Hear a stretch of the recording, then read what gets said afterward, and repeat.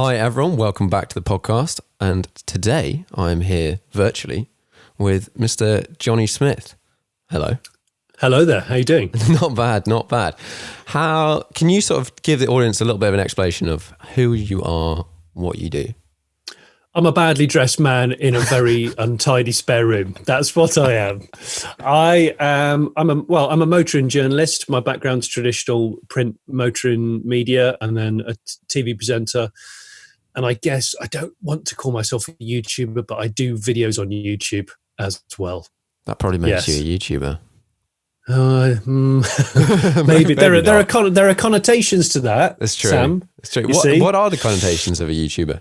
Well, I think that there's a perception. You see, because I'm from a more trad background of working up through the ranks of a magazine or various magazines, challenged with trying to make memorable copy and sell more mags, and then going into TV by accident in 2006. I suppose I've done a lot of jobs where I didn't get paid a lot and had to work really fucking hard.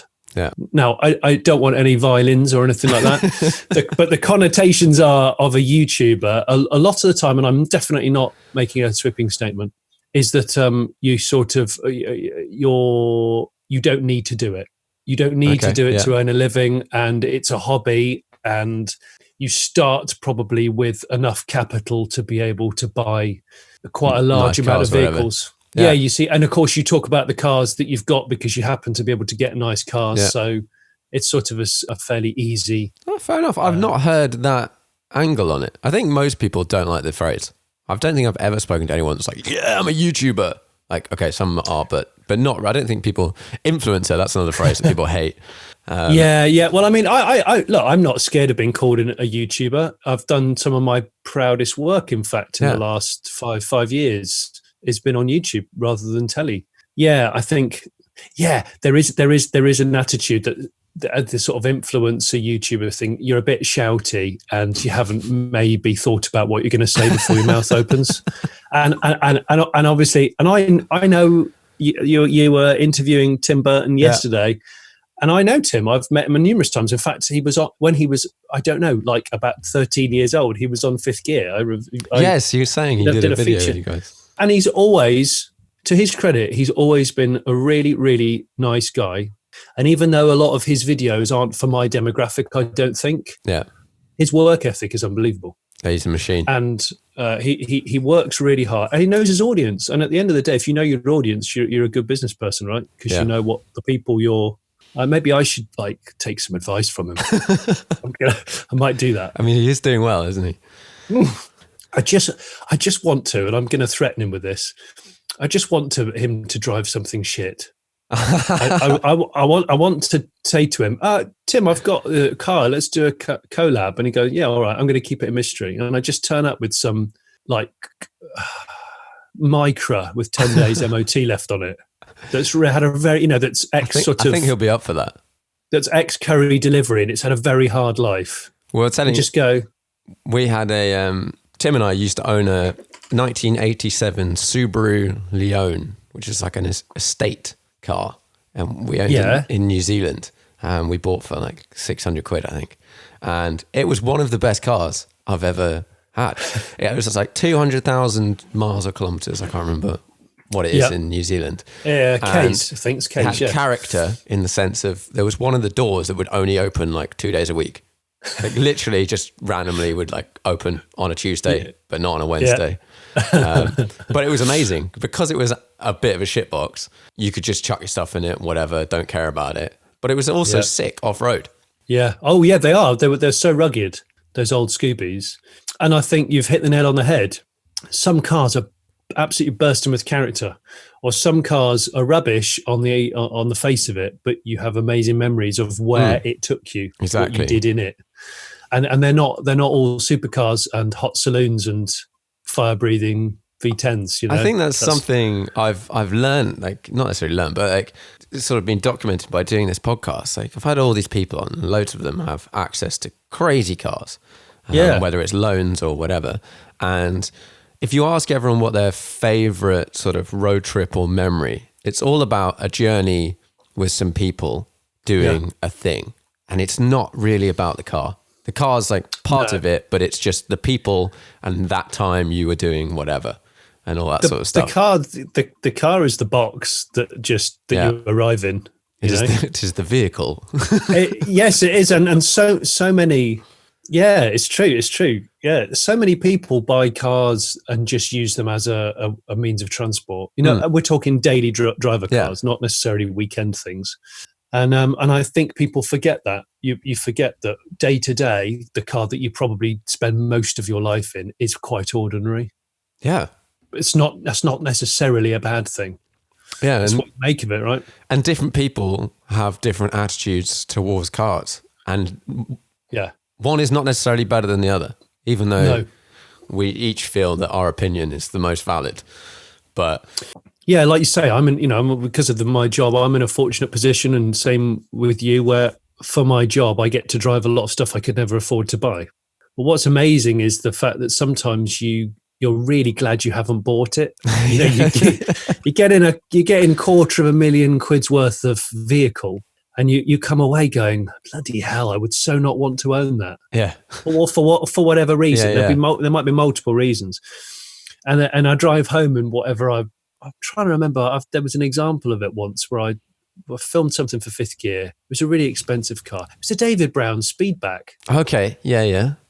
So just driving around London in this thing, we got arrested driving down Pall Mall or Mayfair, the Strand. Yeah. We got boxed in. We were filming. We got boxed in by a load of police motorbikes and basically just pushed to the side. And I didn't know what was going on. The cameras were rolling. And they said, is this yours? And I said, no, it's not. No. I'm just borrowing it. And they went, this car is not what it seems. And I went, well, you're absolutely right. It probably isn't. No. They said, because this car, according to our computer registration documents, is a Jaguar. Yeah. And it's not a Jaguar. I went, well, no, it's a David Brown Speedback, but you probably won't know what that is. And most people won't. Yeah. And they thought that the car was dodgy. They thought it was a ringer. Swap the plates or whatever. Yeah, and I think they thought that I was going to go and do a ram raid in 7-Eleven or something. I don't know what. in this Bond-esque vehicle. It's going to go do a James Bond kind of like ram raid of budgeons to take 200 fags or something. I really don't know, but they were okay after about 15 minutes of discussion. But yeah, I came away from that shoot going, I get it. It's interesting, but I drove home in my $2,000 Honda Insight and went, I just love this car. It's great. It's brilliant. It interests me. It does a job really well. It engages me. Exactly. And there's a certain value, and each person has a different point, like pain threshold. But once you're driving a car over a certain value, you can't just treat it like a car anymore. It becomes like this sort of precious thing that you have to look after and not scratch, which takes away so much from the driving experience of using a car. Because you kind of want to be able to ding it a bit. We have a Persian cat and we have a normal cat. When I say normal, I mean, like a mongrel tabby thing. Yeah. And we let our Persian cat behave like any other cat. It goes out, it goes in the field and whatever. And the way I describe it to people is it doesn't know. The Persian cat doesn't know it's special. It doesn't know it's a pedigree. It doesn't know that it costs more than the other cat. And all it wants to do is live life as a cat. And so it's the same as a car. You can have a very expensive car, but it's still just a collection of nuts, bolts, oil, bearings, panels. Yeah. They need to be used. They need to be looked after, but they do still need to be used. As soon as you start squirreling them away, I think the fun and the emotion is lost. And then the car becomes it like it owes you something because, hang on, I've spent 90 grand on that car and so it owes me. And because I've not been on any emotional journeys in it recently, because I squirrel it away in a carcoon, I'm getting a bit resentful of it because I'm like, oh, I bet the bloody thing won't start, but the brakes need servicing because I haven't used it. So it's basically my own fault. So I do like it when, and actually to YouTubers' credit, I have my own fingers up for the inverted commas.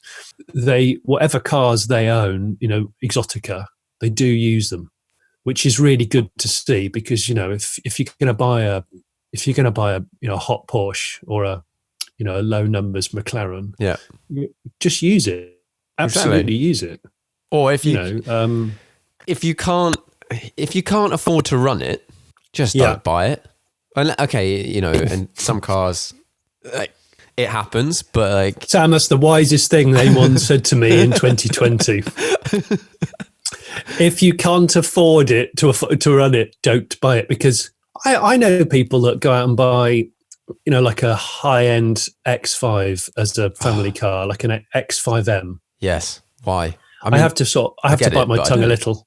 Yeah, it's not really my scene. But anyway, we live in a free world. But what they'll do then is they'll moan when it comes to its first service and go, I can't believe how much it costs to service, because they hadn't researched it at all. Can't believe how much it costs to tax every year, because they hadn't done any research. Oh my God, it needed a pair of back tyres and they were like $1,000. Yeah. I'm like, yeah, have you ever followed an X5? It's got, I don't know, 685, 25, 21s.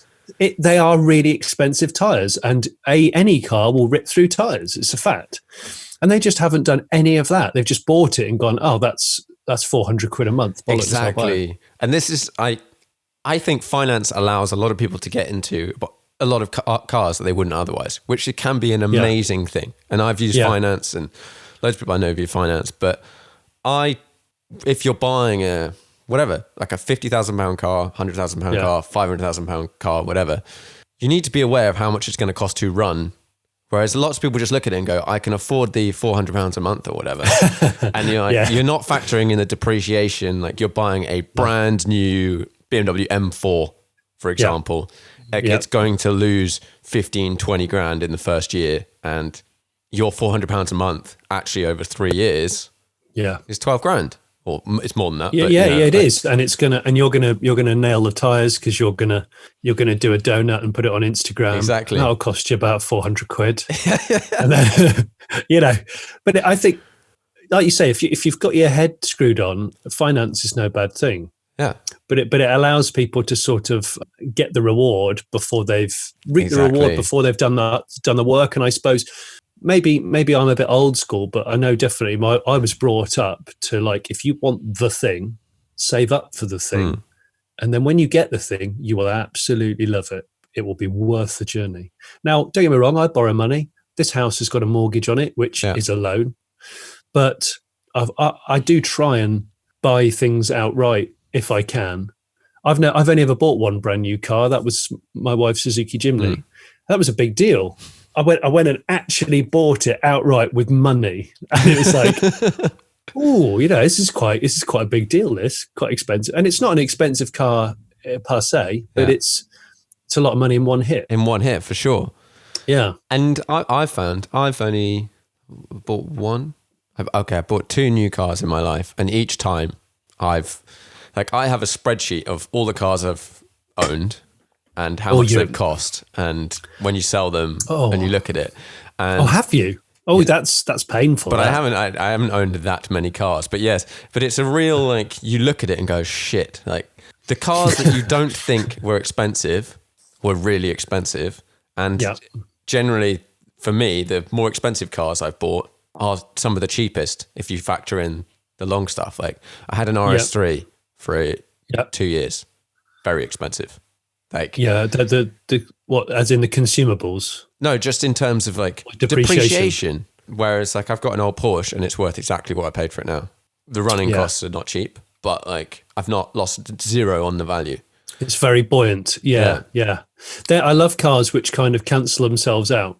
They're the great ones. We've lived through like a couple of years of people being able to buy certain cars and get money back from them after a couple of years. And I think everyone went a bit mad.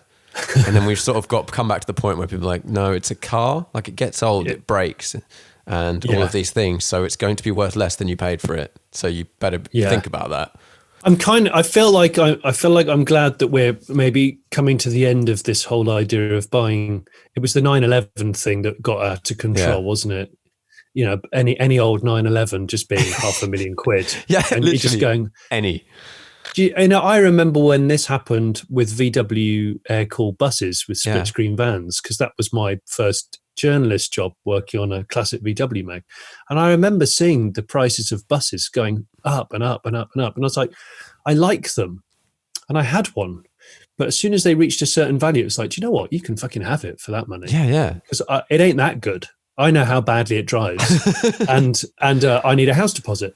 But it's just odd because you think, where's the ceiling on this? You know, I've never owned an old 911. I'd love to own an air-cooled 911. I fear that the ship has I've not only missed it, it's not even on the horizon anymore. The ship is. I think they're going to come back down. They're not like a C2S, whatever, 993, 997, whatever, older cars.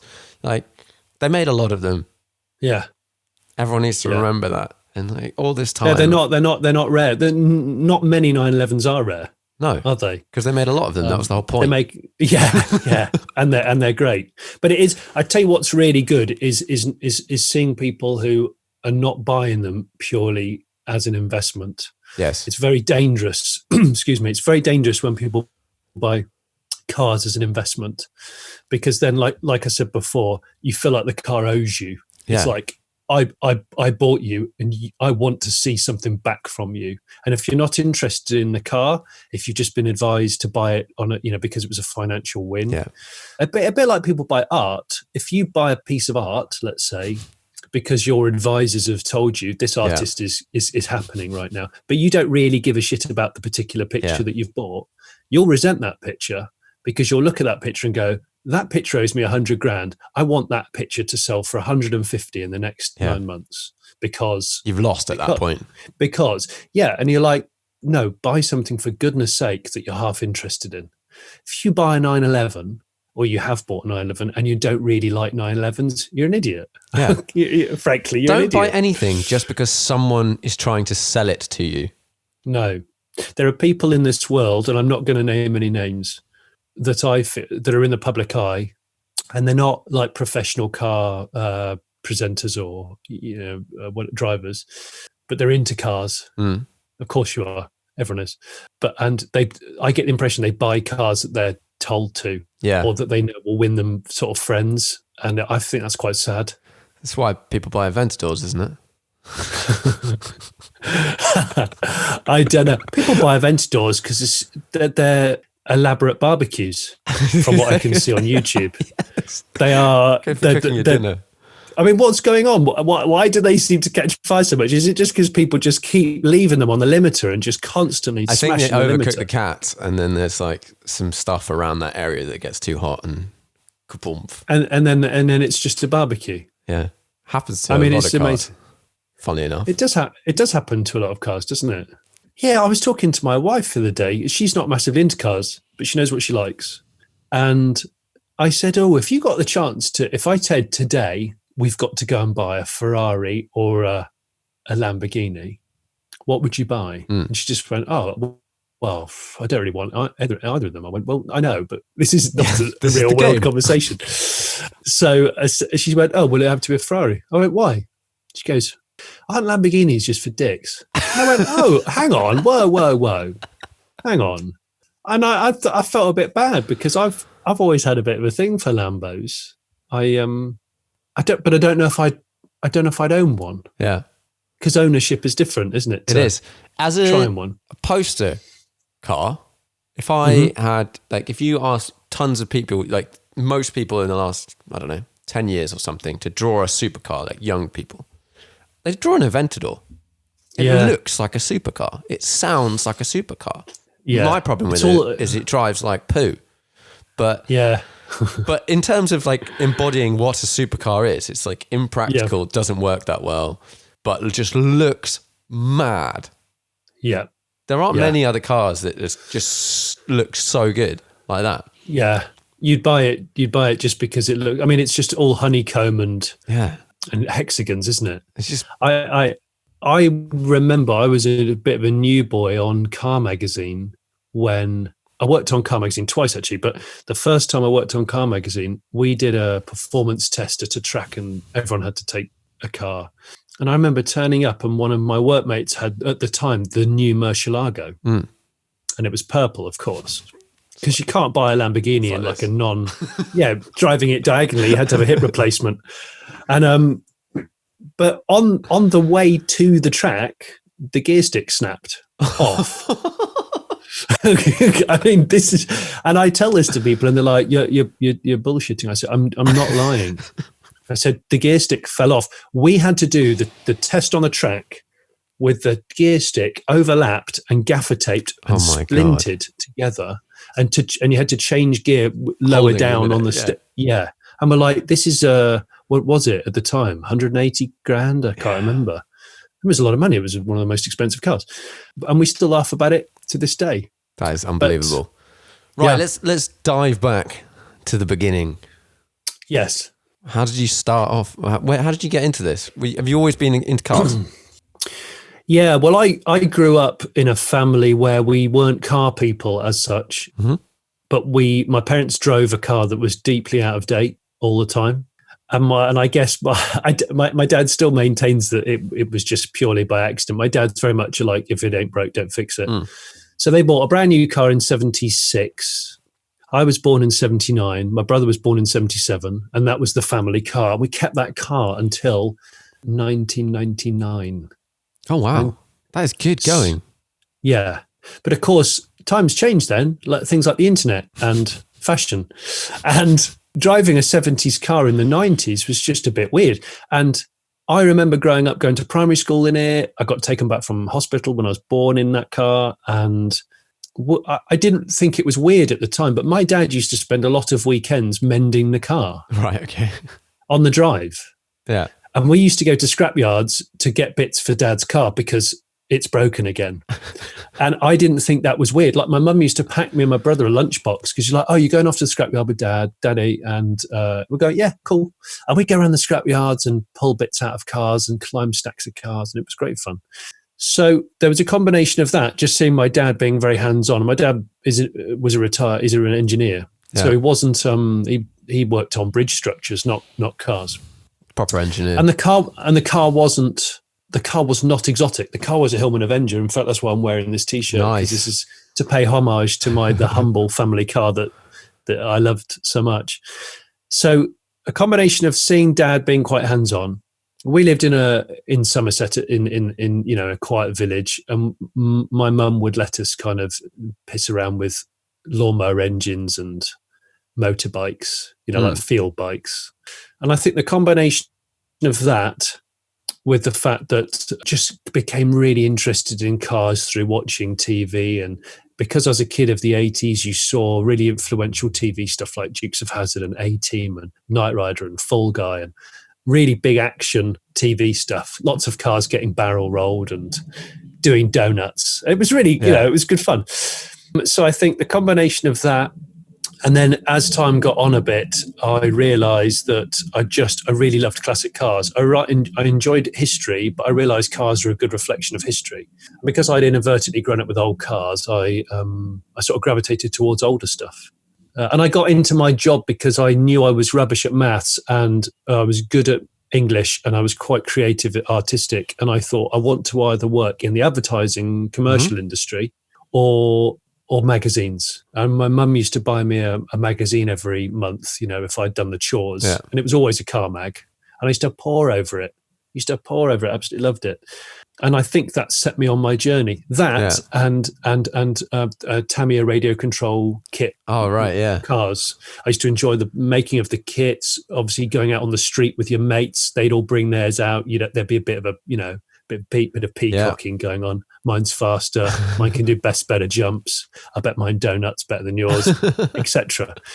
And that was the precursor to passing your test at 17. And then, and I just badgered people to get my first job. I went to university and didn't enjoy it. And I'd been badgering I'd done work experience at a magazine when I was at college and loved it, really, really loved it. And then managed to get some work published while I was at uni. And I got offered a staff writer job on a small classic VW mag and quit my degree and took it. Nice. My dad came and picked me up and stuffed my belongings into the car and drove me to Cheshire. I'd never even been to Cheshire. And I lived there for 3 years and worked my way up through the ranks. And then that was it. Magazine, I worked on probably 4 magazines. Some of them you'll know, like Max Power car. Yeah. Oh, wow. Max Power magazine. Yeah, I mean, I did I did a stint on Max and Revs before that, which is the sister magazine to Max. And we had, I mean, it was awesome. It was fun. What was working at a magazine like back then? Because I presume it's very different to now. Yeah, it was really different, Sam. I mean, I haven't worked on mag since 2007, really. Yeah. So it was good because back then you have to realize, people forget this. Social media didn't exist. Yeah. Forums were quite new. The internet was not monetized, and so I worked pre-digital cameras. So my first job, my early mag jobs, we shot on transparency. Wow. Which makes me sound like I'm about 60 years old, but trust me, I'm not. Technology moves fast. And so what we had was the mag sold really well. So we had a good budget, an editorial budget, and I was always tasked with come up with really memorable features, come up with features that people don't forget, that they talk about the next month and that they share and make a splash, And it really pushed your sort of creative limits. And it was great to be able to, pitch an idea in a meeting. And I remember the offices were so creative. I mean, the offices were even more untidy than this room that I'm sat in. There was just like clippings on the walls and posters and ideas with, whiteboards. And I remember going into work thinking, this is just great. And we were always quite badly paid. And you probably know this, it's not a 9-to-5 job. So if you were looking for a 9-to-5, it was not that. And it was quite hard if you were ever trying to hold down a relationship, but very, very satisfying to get a piece of work out in a mag or a good cover story and I really, really enjoyed it. It's bizarre because I sat at Christmas time thinking, how long have I been a journalist? It's like I started in 98. It's like, bloody hell, that's over 20 years ago. Gosh, okay, that's quite scary. But I've enjoyed seeing this transition into, the dawning of YouTube. So I got made redundant from a magazine publishing group in 2006. I'd already been asked to have a meeting with the producers of Fifth Gear, the TV show on Channel 5 at the time. And as a friend of mine, Tom Ford, was a presenter on that, who I'd worked with in other magazines. I had no intention of working on the TV. I didn't know what it entailed, actually. But I thought, I've got nothing to lose. The year before, I'd been a talking head on a Sky One movie car show when I was on Max Power because they wanted someone to talk about iconic films, and no one else on the team wanted to do it. So I was like, I'll do it. I'll go down to London and sit in a studio and talk about Herbie and Fast and Furious or Mad Max, whatever. And then, I turned up to have lunch, have a lunch meeting with the executive producers of Fifth Gear, and they just pulled a camera straight out at me when I was still in the car park and said, "Talk about the car you've turned up in for 10 minutes. Go." How was that? Well, it was a bit harrowing, really, because I didn't think I was going to an audition. Just thought I was having a meeting. I guess that was their trick. And luckily, I turned up in a car that I knew something about. Thank goodness, which was a Mark V Golf GTI at the time, which was new. And then did a chat, and then heard nothing for several months. Got made redundant in that time. The world kind of caved in a bit, and you were like, right, what am I going to do? I decided to go freelance, and then the phone rang, and they said, "We've shown the clip to Channel 5 and they really like it. Would you like to present one episode? And if you don't muck it up, we might give you another one."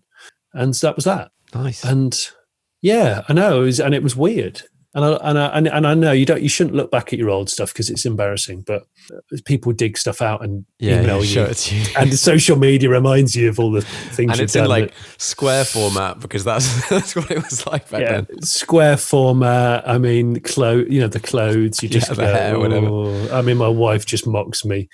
So, but that was 06. And then between 06 and now, it's been various. The Fifth Gear is still going. In its 28th series. Yeah, 28 series. So how many series do they do? Obviously, they do more than one a year. They usually do between 1 and 2 a year. Depends. Right. And when you were there, what was that in terms of a filming schedule? Were you filming an episode a week, or how did it work? You're normally you're filming in a block of the schedule. Let's say Fifth Gear's filmed over 2 or 3 months, and in that 2 or 3 months, you'll film maybe 1 day a week. Yeah, it depends. Sometimes they try and compress that, and they try and film everything in like an 8-week period. But of course, if cars are being launched at different times, or the climate is bad or whatever, and then everything you film, you'll do a voiceover for in a studio, which is quite good fun. And then so sometimes it's quite busy because it's all bunched up. And you'll hop from one shoot to another, and it's a bit relentless. And if you're filming any other TV or doing any other freelance work at the same time, it's a bit of a plate juggle. But I don't need to tell you that. You know what it's like. Yeah. And you can get quite frazzled. But I've always enjoyed it. It's always been good fun. It's always been great to work with the people on that show. It's a very simple show. It's not pretentious. It's not very high budget, but it gets the job done, and it has a really loyal, strong following, which is pretty cool. And I started on series 10. Yeah. So I've done 18 series. Wow. And I'm I know, and it's like most TV shows don't go beyond 4 series, 5 series in the modern world now. It's quite hard to get a new TV show off the ground, and this is.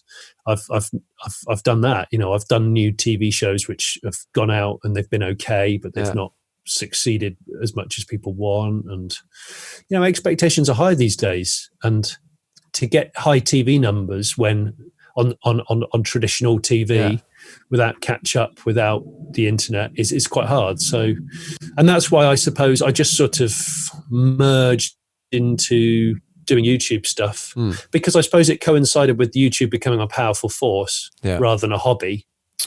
And brands realize that. And what I love about YouTube, because the thing is, I'm going off on a bit of a tangent, sorry. YouTubers, people that work on YouTube aspire to work on TV, I feel.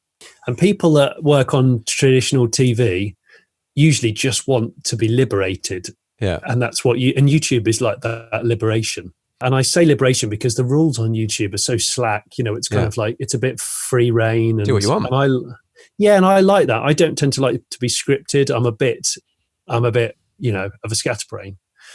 So that's why I like doing YouTube stuff. But it always, in an ideal world, as a freelance person, you're always trying to do a bit of everything, aren't you? For presence and see what works. Self PR. Yeah, and you just got to, I'm not going to lie, you've just got to remind the world that you still exist and that you're hopefully someone worth taking notice of, and your opinion counts, and you're credible in your field. But it's a busy world. It is busy. Last year was the busiest year I've ever had. That's good and bad, but good. It's bad for my face. It's probably quite good for my bank. Yeah.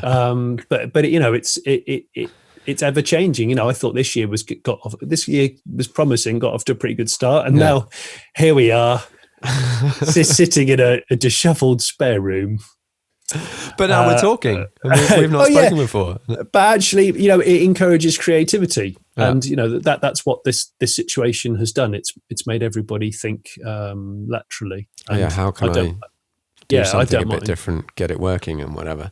Exactly. Yeah. From back in the sort of Fifth Gear years, do you have any standout sort of tests or videos or anything that were just sort of pretty damn hilarious or particularly memorable? Well, I remember doing there's ones that people often seem to remember. When we did the Drift Bedford Rascal challenge with me and Tom Ford, that was, we did Reliant Robins first, and that was disastrous. and then we thought, let's make something even more disastrous. So we did Bedford Rascal Drift Off. It was a lot of fun. I rolled mine, but we managed to repair it. And then Tom outdrifted me and did a lap of honour and broke his leg. How? Ow. Yeah, but he drove into a concrete wall. Yeah. So, I mean, in a Bedford Rascal, it's not a great idea. So that one was quite, that was a long time ago, that shoot. Yeah. The Red Victor 1 feature, a lot of people go on about, which was the world's fastest car. Yeah, I remember that. Built by the bloke from Wolverhampton in the shed. Street legal. the street legal car, and that's a big passion of mine. People that push the envelope of legality for ridiculous power cars, and I'm still really close friends with Andy, because Andy said like that feature opened up his world to everybody. He became a sort of infamous, and I've been in that car 3 times, and I'm trying to go out in it again. In fact, that was one of the things. He built another one, and it lives out in the Middle East. He flies out to race it in Bahrain. He's got some sponsorship out there. Yeah, and that thing's 4,000 horsepower. 4,000 horsepower. I think it's 4,000 now. Yeah, it's running methanol, and it's like it's 1.5 more powerful than the one I first went in, which was 2,200 horse, and that was lunacy. So, I mean, that's the thing about these street legal drag cars. It's numbers that you and I are not familiar with. Yeah. It's just, but I love that there's always an interesting life story behind those cars. It's much about the people. To build something like that, you've got to be a certain type of person. That you've got to have for some reason, a real desire to go way, way, way beyond what most people consider enough. Yeah, it's obsession. There's no doubt. We all meet people in the car world with obsessions. I mean, maybe I have a bit of an obsession. What's your obsession?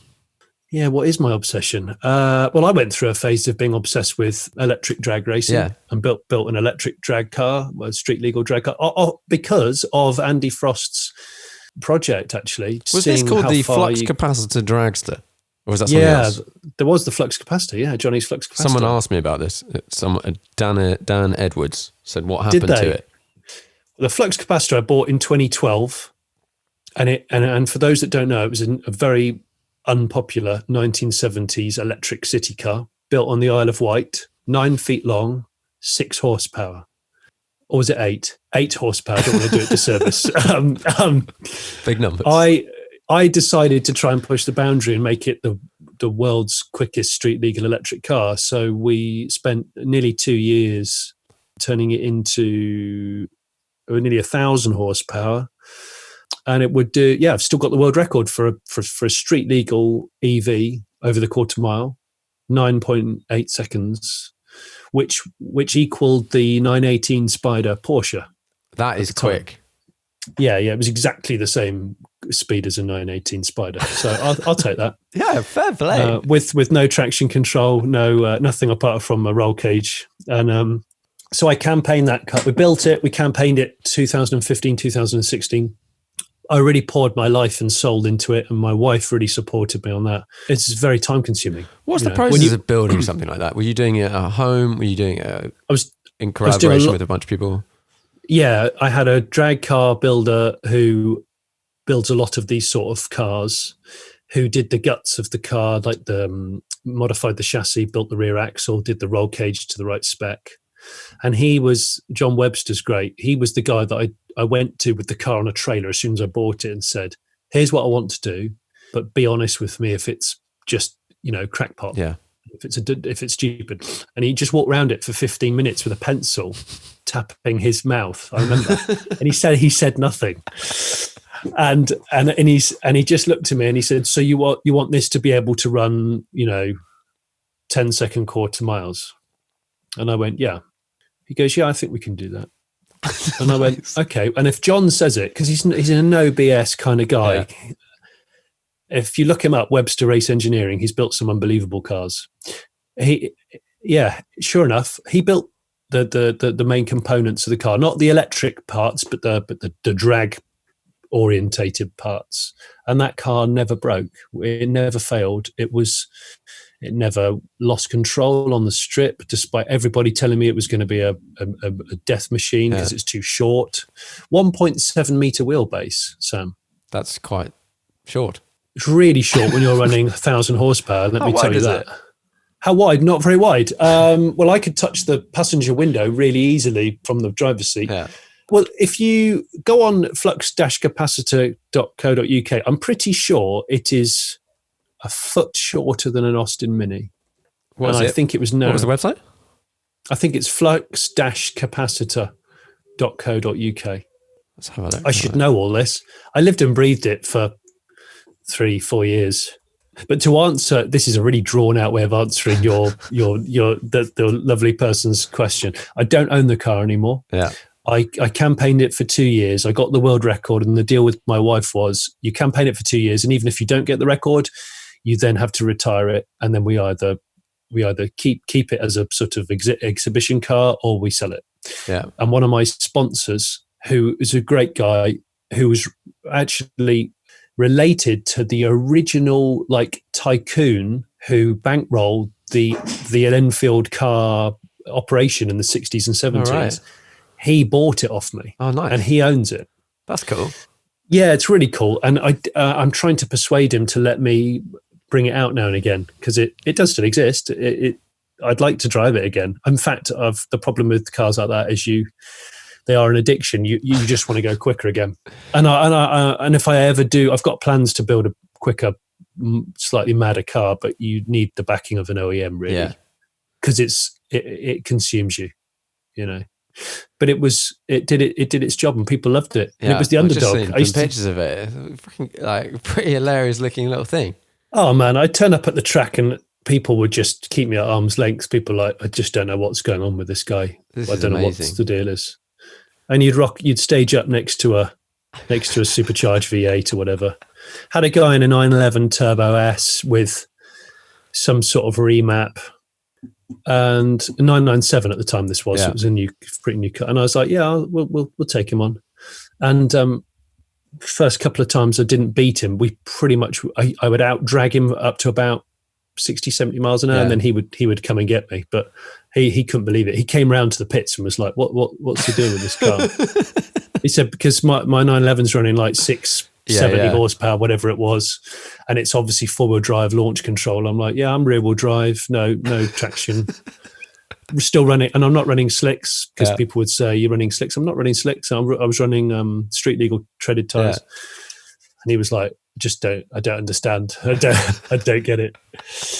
And so that, and as part of that, the event that the series I raced that car in, you have to do a mandatory street cruise. So you don't just drive it on the quarter mile drag strip. You have to go out and do a 30-mile cruise. Yeah. And to prove that the car is legal, that it doesn't fall to bits, that that the indicators and the horn work, all of those things. And I was competing with big V8s.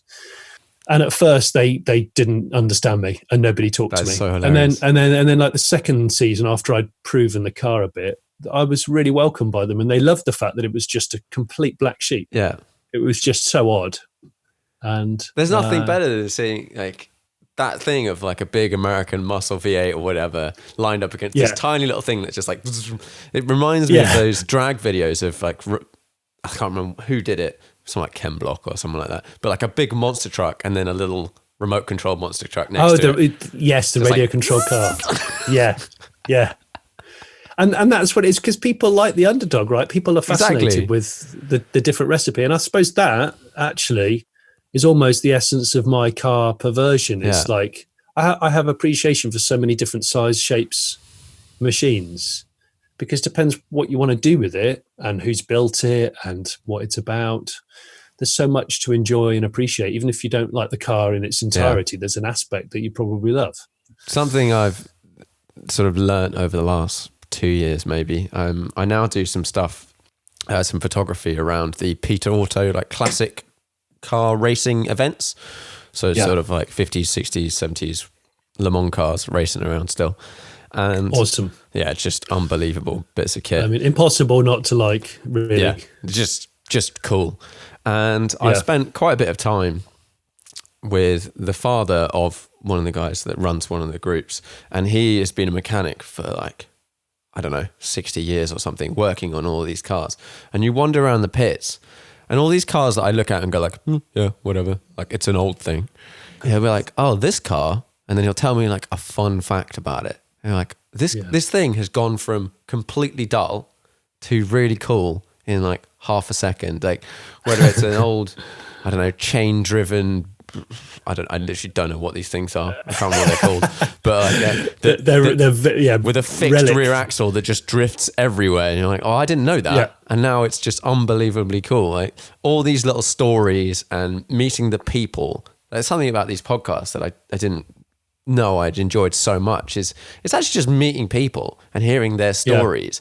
And there's cars, and we can talk about cars and whatever, but the thing that gets me, and I think gets people listening, is hearing people's stories and what drives them and everyone's opinions and stuff like that. It's just, I reckon. I think as you get a bit older as well, your interest in cars broadens, because you just realise that it's so much more than just how a car looks and 0 to 60 how it drives. Exactly, there's a story behind it. There's a fascination. There's and it takes that person that you met, that guy's dad, and like my brother's that guy. Because my brother works on a lot of pre-war stuff, and pre-war stuff I didn't know much about, and I was a bit like, it's a bit too far away in the past for me. But my brother will go, well, do you know what's special about that, Johnny? And I go, not really, Greg. And he'll go, well, that was the world's first car to have independent rear suspension.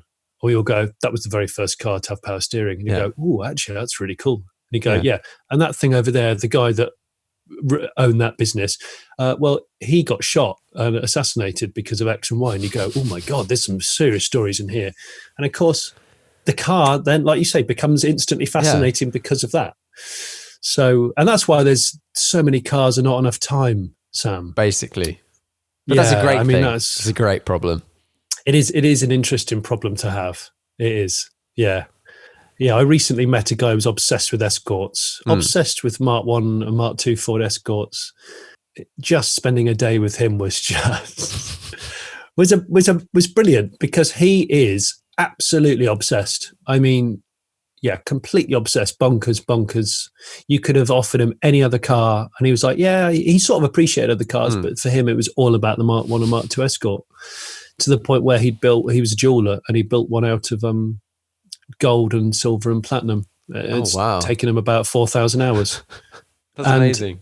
And I looked at it, and I really had to study it, because we filmed an episode on it. And he said, look at the rally lights. Can you see the rally lights? I went, they're diamonds. He goes, that's 40 grand's worth of diamonds just in the rally lights. And I went, my word.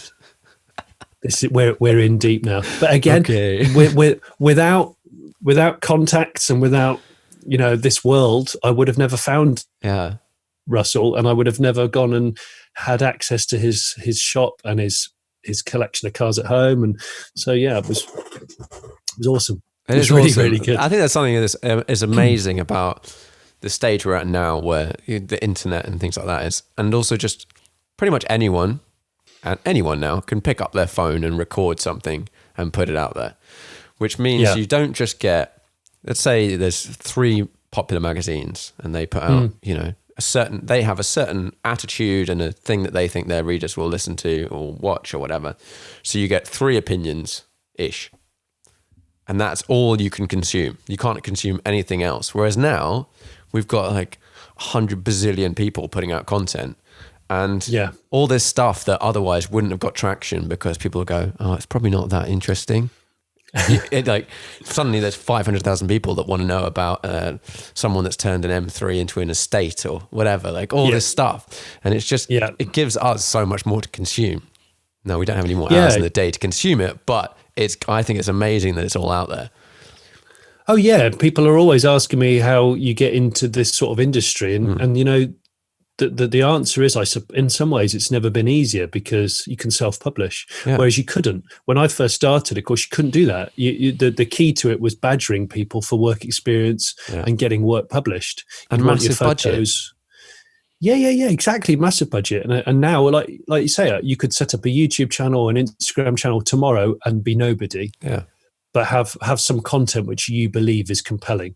Yeah. Put it out there, and before you know it, it could become a hit.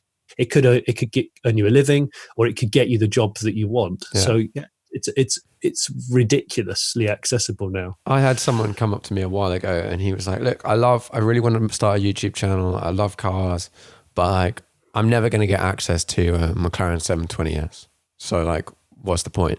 I was like, "No, that you've missed the point. Like, what gets you excited?" Yeah. Like whatever it is, like if it's modifying your Civic or whatever, if you find it interesting, one, you can like sell the content at like, not as in commercially, but people buy into it. And there's endless scope. If you find it interesting, you can go to your mates and whatever. He's done something cool. Just film that. And there are people like you out there that will watch it. I think exactly that. What was niche is no longer niche, because that's what the internet opens up niches to the point where, I mean, is a niche anymore? Because if 100,000 people watch a video, that's not niche anymore, is it? That's the thing. I mean, I did a video about finding a barn find Austin Allegro, which I thought would be deeply divisive and unpopular. But I've got a bit of a guilty pleasure about Allegros from when I was growing up. My grandma and grandpa had one, and it had a square steering wheel. It was just funny. And so I did this video, just self-filmed it and put it out on my YouTube channel, and it's had like 400,000 views. Nice. And it's one of the world's least popular cars. People love to hate it. And so I said to people, it's like, would you believe that? Ordinarily, that would have never flown. Yeah. People wouldn't have commissioned it as a show. Yeah, absolutely not. It just goes to show people are fascinated. And again, it's the story behind the car. It's a one-owner car that had been laid up since it was about 6 years old, which is just bizarre. But who knows? There's no such thing as niche. No. And I like learning. I like learning about new cars and new vehicles and stuff from the past and the future. Yeah. But I also like it when people say to you, "Oh, I didn't know about X and Y until you told me." In fact, I get that a lot with the Enfield, with the flux capacitor. Yeah. I had no idea that electric cars existed in the 70s until I heard about your car. And it's like, well, yeah, they electric cars have been around for over 100 years. Yeah. You know, they were a big deal in the early 1900s by the big industry. Yeah, exactly. You know, and there's a big story there. So, yeah, it's very cool. So at one point, we're working for a channel called Fully Charged. Is that right? Is it called Fully Charged? So I worked for Fully Charged from 2017 to the end of 2019. So I did 3 years with Robert Llewellyn and the team, and really enjoyed it. I had a really good time. In fact, I did some of my sort of my proudest video content on Fully Charged, and I suppose I was tasked with bringing a motoring journalist specialist eye to the channel, and I met Robert through my flux capacitor drag car. He was fascinated with it, and he wanted to come and review it, and he came to the house, and I let him drive it, and we became really good friends. Yeah, I did some great stuff. I mean, there were a few highlights, but for those of you who don't know, Fully Charged is a channel all about EVs and renewable energy. And I am one of back then, certainly, I was one of the rare motoring journalists that appreciated both sides. I appreciated EV technology, both past and present, and also a lot of piston cars, classic and current. And that's my thing still. But like last year, getting the world exclusive on the Taycan, the Porsche Taycan, was a big deal. That was I'm not going to say it broke the internet, because it didn't. The internet's very robust these days. It's very difficult to break it. Yeah, you know, and I just sound like an idiot, but it did really well. Yeah. And it was awesome to have reached that point where finally, you know, brands that I've known for a long time and worked with since the magazine days, I've said, look, trust me on this. I reckon it'll get a lot of attention if I do that. So, what do you think of the Taycan? I think the Taycan's phenomenal. When I first saw the pictures of it, I worried it was going to be too similar to the Panamera. Yeah. And when we filmed with it, I wasn't allowed to park it next to a Panamera, because that was going to be my first thing to do. They went, no, you can't do that. And I don't like the look of the Panamera. I mean, it's got better, but it's still a very blobby, strange looking thing. The estate version that looks the best. Yes, that's whatever it's called, Sport Turismo. It's Sport Turismo. That's what it was born to be, right? Yeah, totally. Really. And they did a concept of it, like about 3 years before they changed it, and everyone saw. I think it was at Paris, and I went to see it. Everyone went, like, "Why have you not done this already?" Yeah, because suddenly it's not quite ugly. It's not ugly anymore, which is a good thing. But the Taycan was the thing. The thing about the Taycan is, no, it's probably not as quick as the high-ranking Teslas. Yeah, but it brings with it Porsche's know-how of brakes and steering and track ability. and the build quality. You know, Porsches they're built for punishment. Yeah. They're exceptionally well put together cars. And I think that's the difference to all the people that are blinkered by the whole Tesla phenomenon. And trust me, I'm not a Tesla hater. I think Tesla have done an unbelievable, serious, game-changing job. But you can't tell me that a Tesla stops well, because it doesn't. And you can't tell me the interior's well put together, because it's average at best for the price. But where the Taycan comes in and just it's the EV for the car enthusiast in many ways, rather than the tech enthusiast. Because I see a lot of EV owners coming into the world of cars as tech people, not car people, and there has to be people fail to understand that. I'm not a tech person per se. I come from a background of car interest. And I see tech. I keep tech at arm's length until I understand whether it's useful or not. Call me a Luddite, but I go, is this technology going to help me, or is it just going to piss me off? Yeah. And if it's going to piss me off, I'll push it to one side. And cars are so laden with tech now, aren't they? It's ridiculous. It was like a Ford Focus, I think, the other day, and it had the lane guiding thing that, like, lane departure assist. When you get to the edge, it starts rumbling.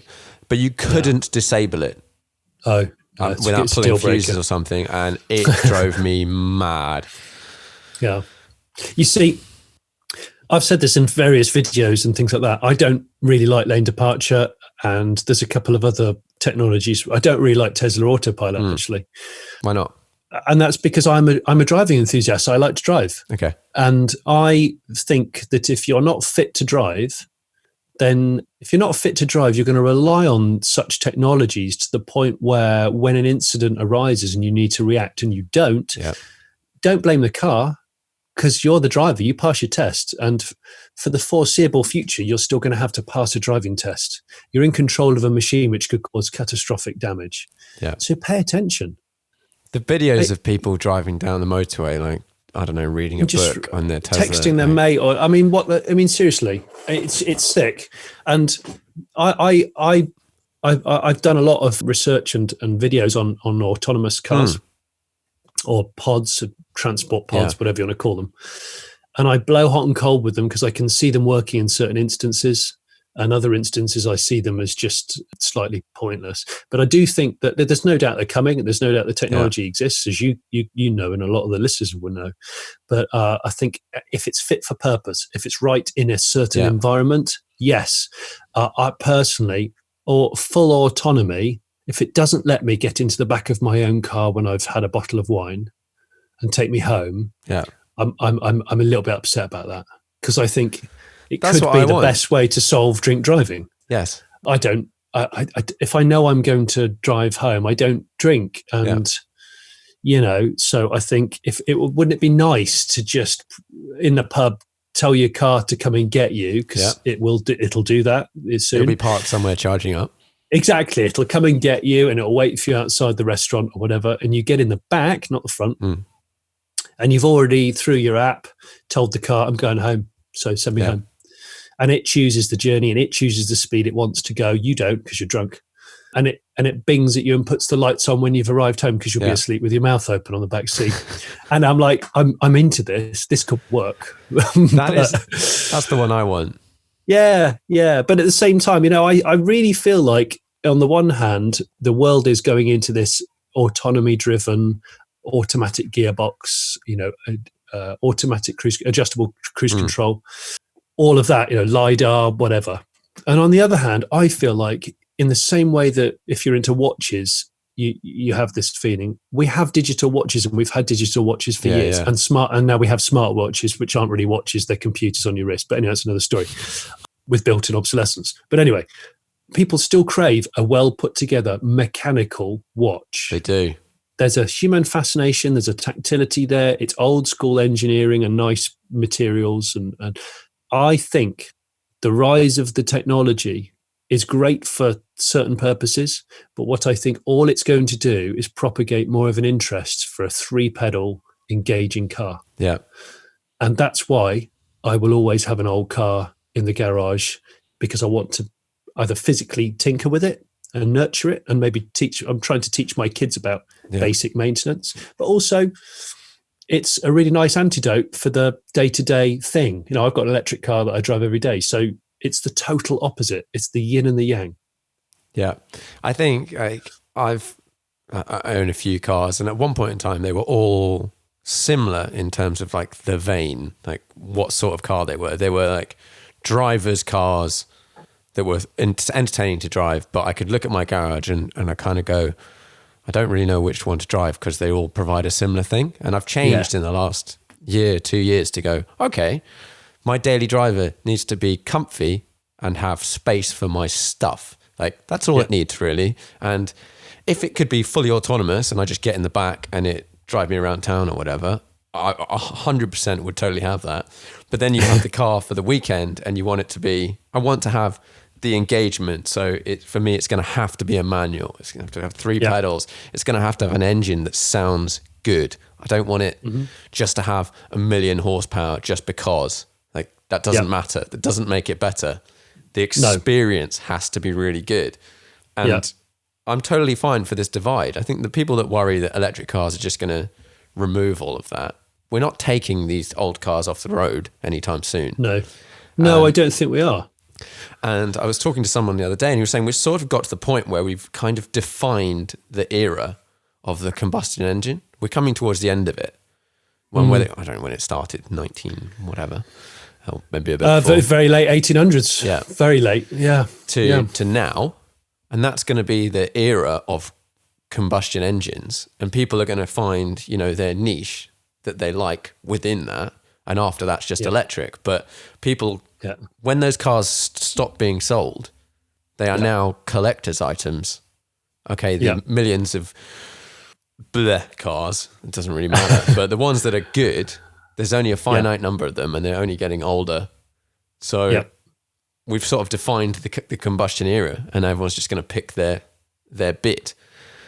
Yeah, I think so. And I think even if we're restricted on using them, I can't see them being 100% outlawed in the near future. Yeah. People say this. People go, they're just going to disappear. It's like too expensive. They're not. There's too much of an industry around them for restoration and historic racing and that sort of thing. But I think that stuff will get appreciated even more. Yeah, we will go to a Goodwood Revival type event and we will really relish it even more because it'll be like for just 2 days of the year, these things are allowed to drive flat out. You can hear them, you can smell them, you can appreciate them. Young people who have never heard of never seen or heard a 50s race car, we can go out there and really get to grips with it. I think it's exciting because I think these, like I said before, these worlds can coexist. I don't have a problem with it. I have several V8s. I have an electric car. I don't wear hemp sandals.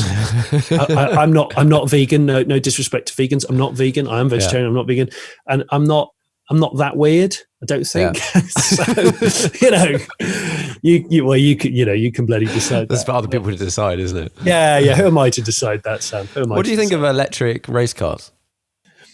Well, I think electric. The difficulty that electric has, and you said this just before, is people discount it immediately because of the lack of noise, or it has noise, but it's different. And the really big challenge that it has, the enjoyment for an electric performance car is the delivery of torque. And if you can't experience that through the seat of your own pants, it's really hard to describe that and convey it. Yeah. In the same way that if you watch Formula One, sometimes they don't look like they're going that fast. No, they don't. When you're doing a panning shot and things, and it's like they're doing 170 on that corner or whatever, but it doesn't look all that. So it's a big challenge. But what I think stuff like Formula E is doing is it's sort of resetting, because Formula One's got to the point where it's all got a bit too wanky. Yeah. The rule changes have got out of hand. The physical cost of it's become a bit, I think, vulgar. And so Formula E predominantly, I think, appeals to a younger person with less prejudices and less of a memory of the way things were. Yeah. So they come into it and go, I don't know if you've been to a Formula E event, but it's very welcoming. Pit access is not a problem. It's not an expensive event. Of course, it's done in a lot of inner city areas where A piston race event wouldn't be allowed. So you can mock it, but you can see how quickly it's developed in the last 5-6 years. So I personally prefer tin top racing. So I'm more interested in like electric touring car stuff that's coming on electric rallycross. But there's no doubt it appears to a younger generation with less prejudices on their shoulders, who's more into maybe from the gaming side of things. And I think just for people that aren't as young as that, to just give it a little bit more time. And if you've never really tasted an EV, try and get a ride in one or a drive in one, because there's something about them that's very good. I mean, aside from the fact they're highly efficient and there's zero tailpipe emission, they're fit for a purpose, for many purposes. And with my EV race car, I built that EV race car before Formula E existed. They got a bit more money and a bit more marketing than me. But the whole idea for me was, can you build an EV muscle car, and can it have charisma? Yeah. Can it bring in that element that we all love of just like ridiculous power, burnout in a flash ability? Can it happen? It was almost like a live experiment for 3 years. That's kind of what I did, really. And I can heartily say that once you've had that kind of power, it's really hard to go back. I mean, like it really hit home for me as I had an AMG GTR Mercedes in that matte green color. Great car. And I got out of my Enfield electric dragster, got into that, which was nearly 600 horse. Yeah. And just drove it flat out down the road. It was a hot day. And I had my foot pinned, and I was like, could do with a little bit more torque. And I'm like, in a normal world, anyone else would have gone, this is like devastatingly quick. And to me, it didn't feel that quick. And it suddenly made me realize, shit, with EV torque is proper. It's proper. Do you think it's going down that avenue? I totally appreciate having like a car like that. That's just like mental fast. But I sort of think of it as like the 911 Turbo or the Nissan GTR sort of situation where you find the owners, they start off with 600 horsepower and they drive it flat out for 3 days, and then you get used to 600 horsepower and they're like, right, I need 1200 horsepower. And you do the same, you drive it for 5 days, and then you're like, I need 2000 horsepower. And what you're searching for in terms of in a road car at that point in time is just faster. And faster you get used to it incredibly quickly, and there's always something faster. Yeah. So like, and then you just get bored. And then you get desensitized. It's a bit like, I suppose, how drug addicts spiral up the kind of heroin level. Yeah. Because it's like, I've tried this and I've tried that. It doesn't give me the hit. I need a bigger hit. And the problem, and that's always been my criticism of the 911 Turbo. It's like, it's a really, really good car, but I don't get turned on by it, because you just point and shoot and point and shoot and point and shoot, and it will do 150 there, it will stop, do 150 there, and it'll go in corner. I'm like, give me a car with a third. Give me a 911 with a third of the power, but with more engagement and 3 pedals and maybe skinnier tires. It's a lot to be said for an MX-5. If you put an MX-5 on 155 tires, you'd learn about car control quite quickly. And that's maybe what people have forgotten. Yeah, all these cars, like if you look at sort of modern supercars, they generally have gone wider tires, more horsepower, and now all cars have like 600 horsepower or whatever. Yeah, but they're also heavier. Like much heavier. Got the new RS6. I think is 200 kilos heavier than the old RS6. It's got a tiny bit more horsepower, which actually means it's slower. Yeah. Yes. It's more luxurious and it's fatter. Yeah. And it's got all these. I drove we had a Bentley Continental V8 convertible for a week, and we went to Sweden and drove it on the snow. It was idiots. Yeah. And that car, I got back and I was just looking. We drove it around as an ice track and stuff like that as well. And we jumped into, someone had an A1 Quattro. Yes, I did the launch of that car. It was really cool little car. That was one of my favourite launches ever. I won't stop your story though. I'll tell you about it in a minute. Yeah. Okay, we'll come back to that. And we got in this A1 Quattro and it just felt amazing. It was like, this car feels so light, and we're just like ripping a handbrake, getting it sideways, back on the power, all this sort of stuff. And then I got home and I looked up how heavy it was. And an A1 Quattro is like 1,550 kilos. So I was like, hang on a minute, this felt really light. How heavy is this Bentley? The Bentley's like 2.4 tons. Yes. 2.4 two-door tons. And it's a two-door cruiser thing that doesn't have that much space in it. And I got back, I have an S4, and that's like 1,500 kilos or something. 1,550 or 1,600 or whatever. I was like, hang on a minute. This doesn't feel that much like less solid than the Bentley. It's not evolution as much as it should be. No. It's I think the Bentley, the latest Conti, finally looks really good. I think it looks amazing. The look of it. Yeah, they've got that right. But I still think for the money, why is it made of steel? Yeah. You know, when a BMW i3 can be made of carbon fiber and be an engineering design beautiful thing, but it's 35 grand.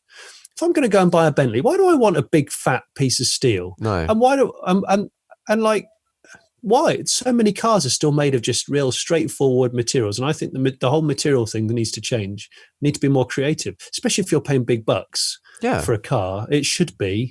I think it should have better materials. That Bentley you should be able to get 600 kilos out of that Bentley. Yeah. If it was sub 1,800 kilos.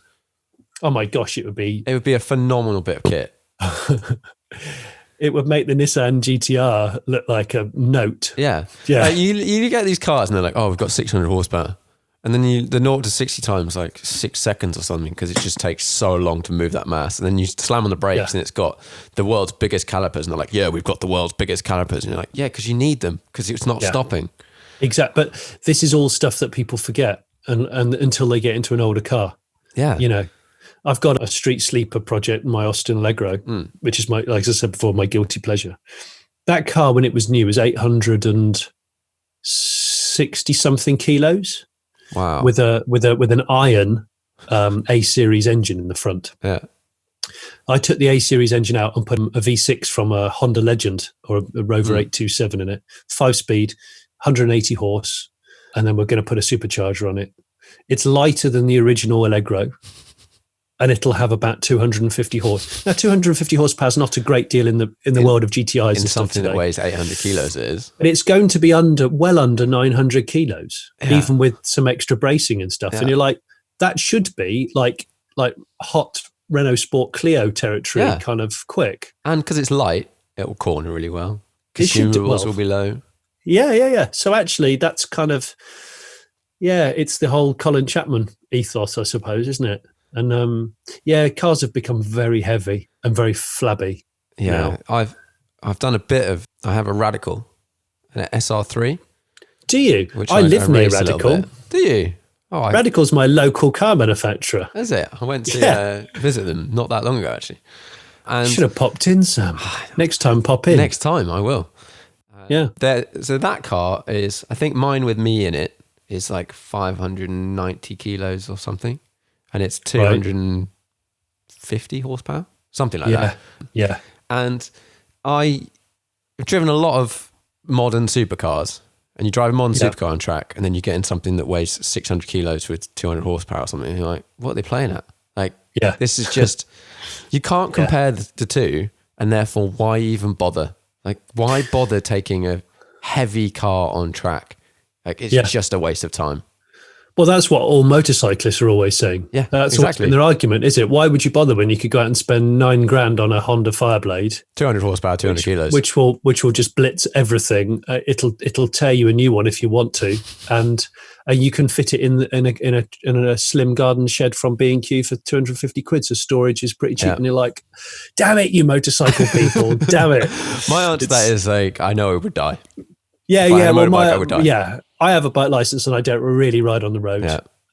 But your Radicals. In fact, one of the most memorable cars I've ever driven, we were filming for Fifth Gear, was a hill climb event in an Atom 500. Ooh, that's an interesting car. Oh my gosh. A regular Atom is not really regular. But the 500 was just something else. And it was in front of a big crowd of people. And I'd never driven it. Yeah. So it's one of those ones where it's like, this could go quite badly wrong, Johnny, if you're not really on it. But at the same time, people want to see it. Yeah. Go. They want to see this thing work. And the owner of Radical was there. Ariel was there, and it was amazing. It was such a good car to drive, and it absolutely flew with that compressed air shift gearbox. It was just like, wow. Yeah. I remember that car vividly. So you were about to tell me about whether it was an A1 Quattro launch or launch. A1 Quattro. So it was my birthday, and I was booked on a job for film for Fifth Gear, and it was the launch of the Audi A1 Quattro. And I've been a big fan of traditional first gen, Quattros, having grown up in the 80s. And I had at the time I had an Audi Coupe GT 1983. It was my daily driver, in fact. And Audi said, right, we're going to fly you out to a Swedish frozen lake for this feature. We've chartered a plane for you, just us. It was like, what? Okay, it does happen sometimes, but not. Yeah. So we got on this plane, and it was just us, with the hostess saying, "Oh, I've just baked a Victoria sponge this morning. Do you want a slice of my Victoria sponge?" I'm like, this is just bizarre. So it was my birthday. We're on a private jet flying to Sweden just to film an A1 Quattro.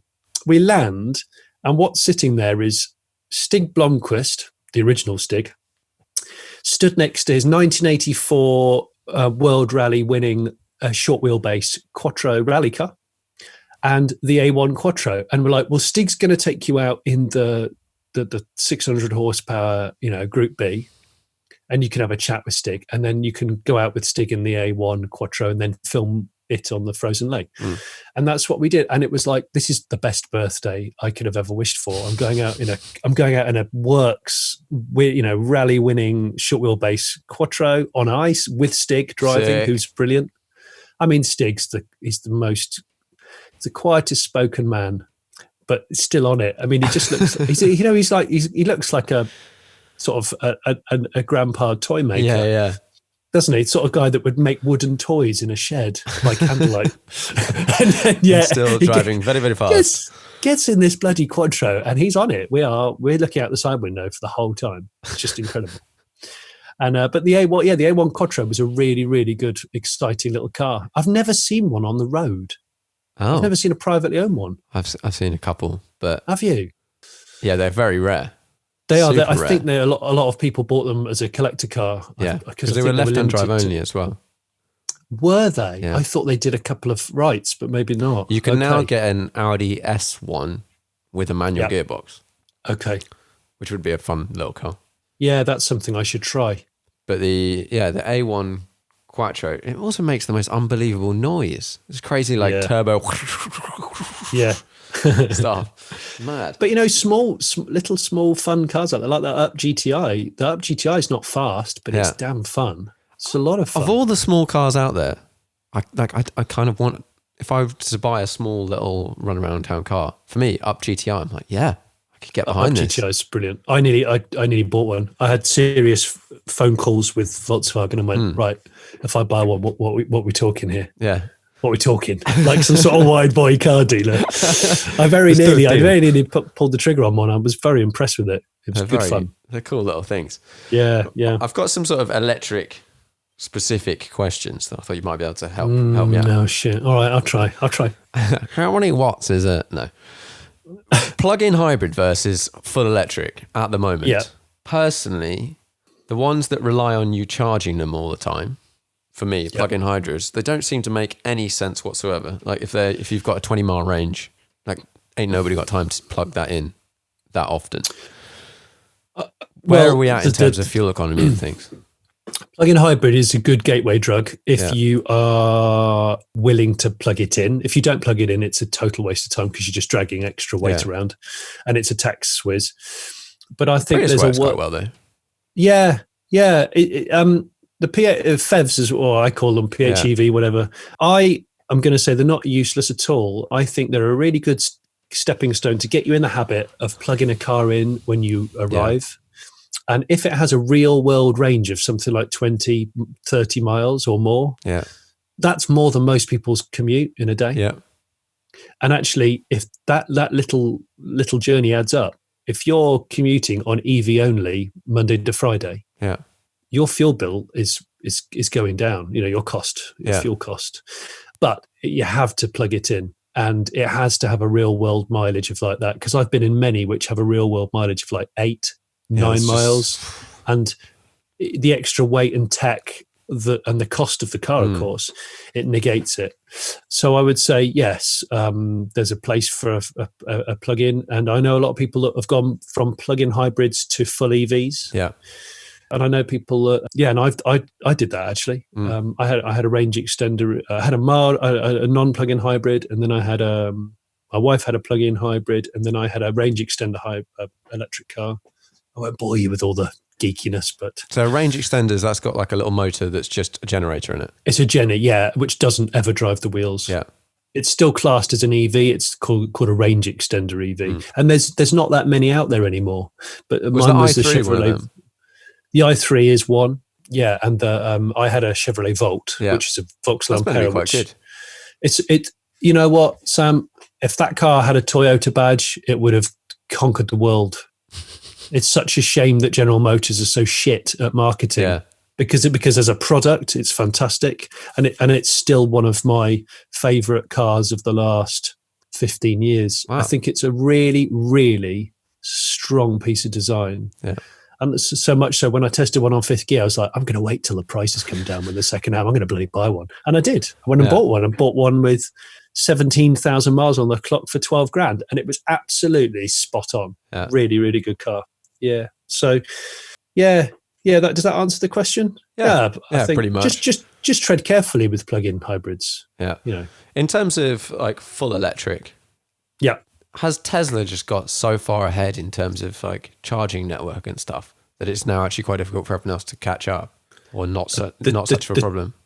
I think the charging network has been the master stroke for Tesla. There's no doubt, because it takes away the difficulty and the worry that people have over long distance rapid charging. And there's no doubt that can be tricky sometimes. I mean, I've lived with a full EV 3 or 4 years that will do no more than about 130 miles, and I travel everywhere like you do. I'm all over.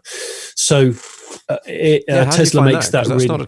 It's not a ton of range, but it is also not a short distance. It's not a short distance, but it just means you've got to be a bit better about your time management, and you've obviously got to just check out where your destination is. So like if you arrive at a hotel to sleep the night to go on the job the next morning, you think, well, can I charge at the hotel? Have I got to give it a quick rapid charge en route? What am I going to do? But it's amazing how quickly you get into the habit. It's amazing how also for me, my time management needs sharpening anyway. Yeah. So for me, it was a good thing for me. It's like, you need to be a bit better at this, Johnny. So do that. And when you get used to 130 real world miles, to get out of that car and get into the car, the current EV that I've got, which is 250. What have you got now? I've got a Kia Soul EV with 64 kilowatt hour battery pack, which is a big battery pack for quite a small car. Yeah. And having over 200, a comfortable way over 200 mile real world range is just it's a game changer. Yeah, it's a total game changer. And people who say, I haven't got the time to sit and wait 30 minutes to rapid charge my car, and you go, dude, do it at a time when you need to stop anyway, because otherwise you're a fool. So I do it when I want to get a coffee en route, and I need the toilet. Or you do it when you're going to have lunch. If you're on the motorway, I do it on my motorway lunch stop. Or you do it when, if I get to a shoot, I'll plug the car in before the shoot starts, and I'll just say to people, I'm going to leave that car there for an hour, and then I'll move it. And it's not as easy as a piston car, but the benefits are obviously your monthly fuel bills and your running costs are so much lower. Your cost of ownership, or whatever they call it. How much lower? Let's do two scenarios. A car that gets 30 mpg is one scenario, and then a car let's say a very good diesel, which I don't know what a very good diesel gets, 60, 70. Yeah. How does that compare to let's say your car? Well, I mean, there's a lot of different ways you can analyze it, but typically the cost per mile is about a tenth. Okay. Something like that. And is that across all things like servicing and blah, blah, blah? Or Exactly. Yeah.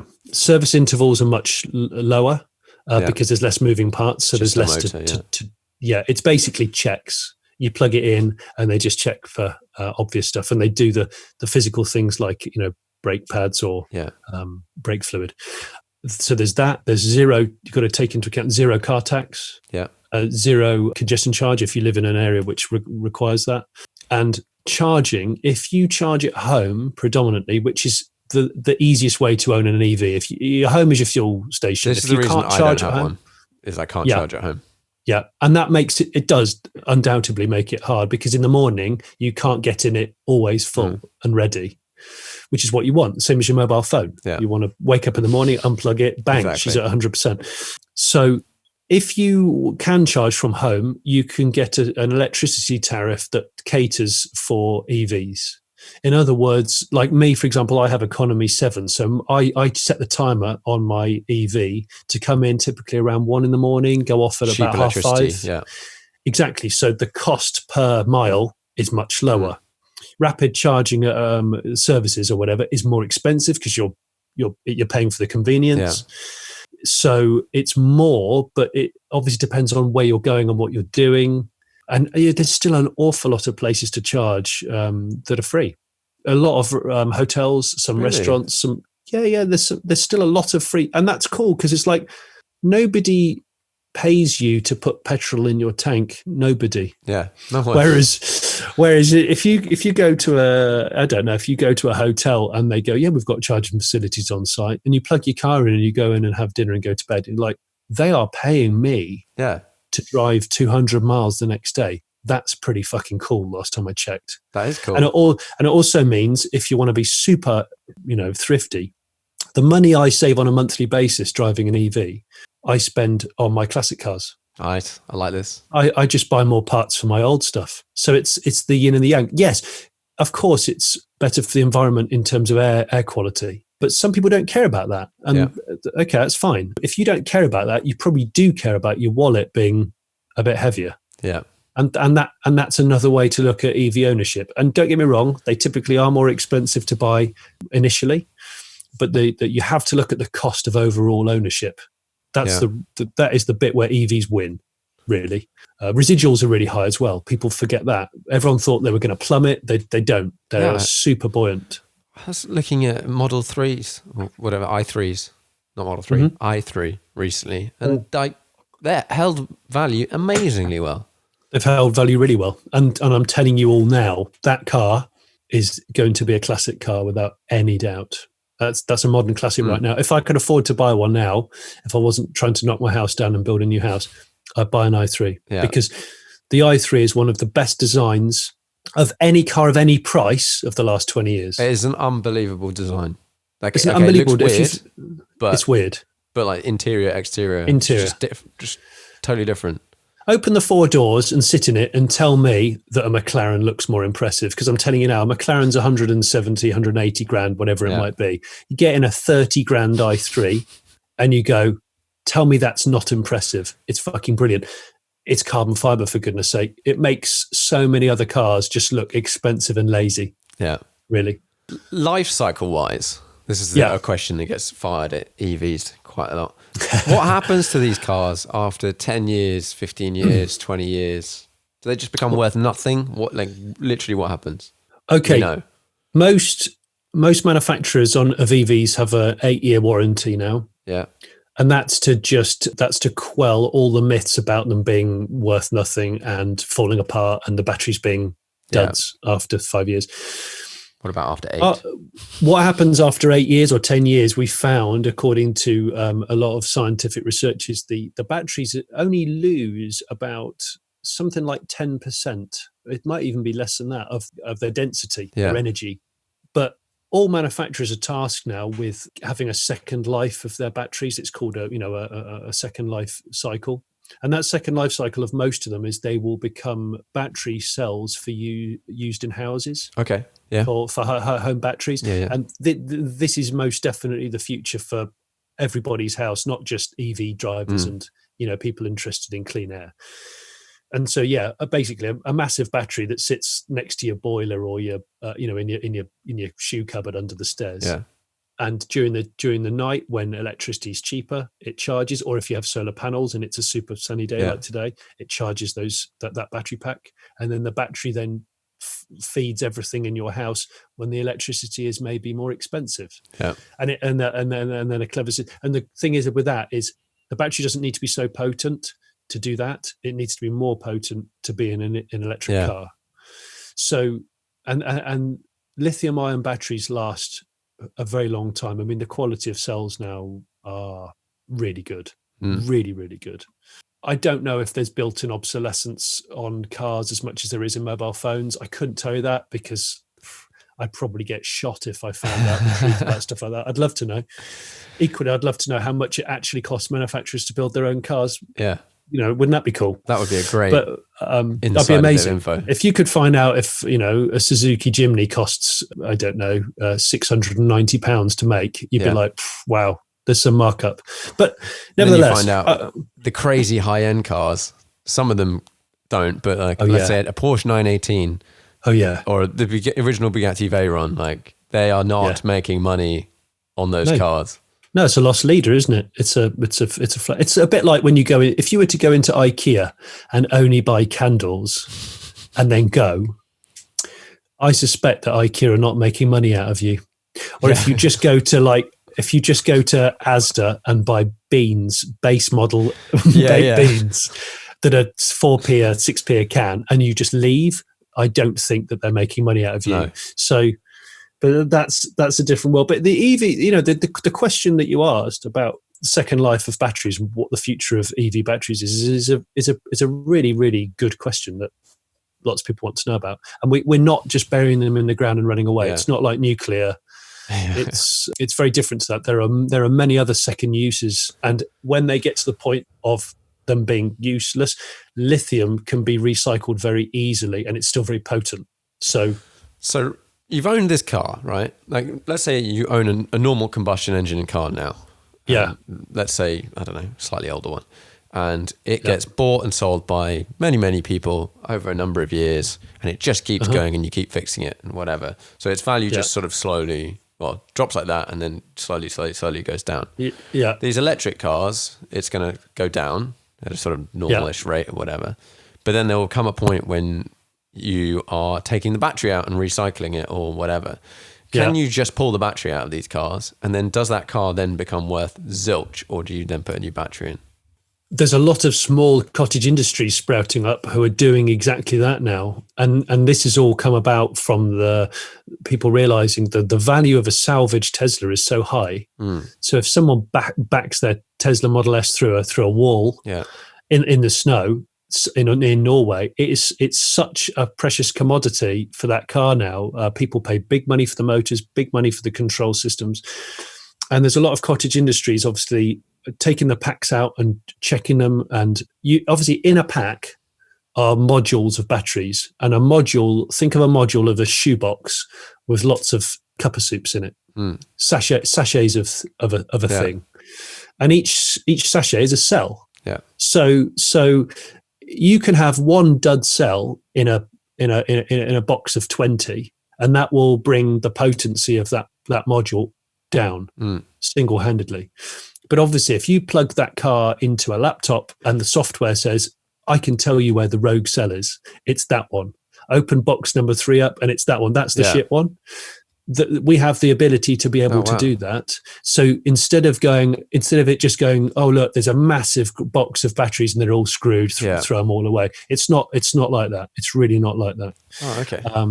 And the good thing is there's more and more businesses starting to be able to modify, repurpose, and repair this stuff. So I do think we're going to see, and I personally hope this happens more and more, of people kind of repurposing EV drivetrains, obviously in older cars, or modifying existing EVs, to make them more efficient, to make them corner better, and when an upgraded version gets crashed, use those bits. Yeah. So because why not? I think it's going to encourage a different type of kind of DIY home tuner. I think it's more about laptop charging and less about oily fingers.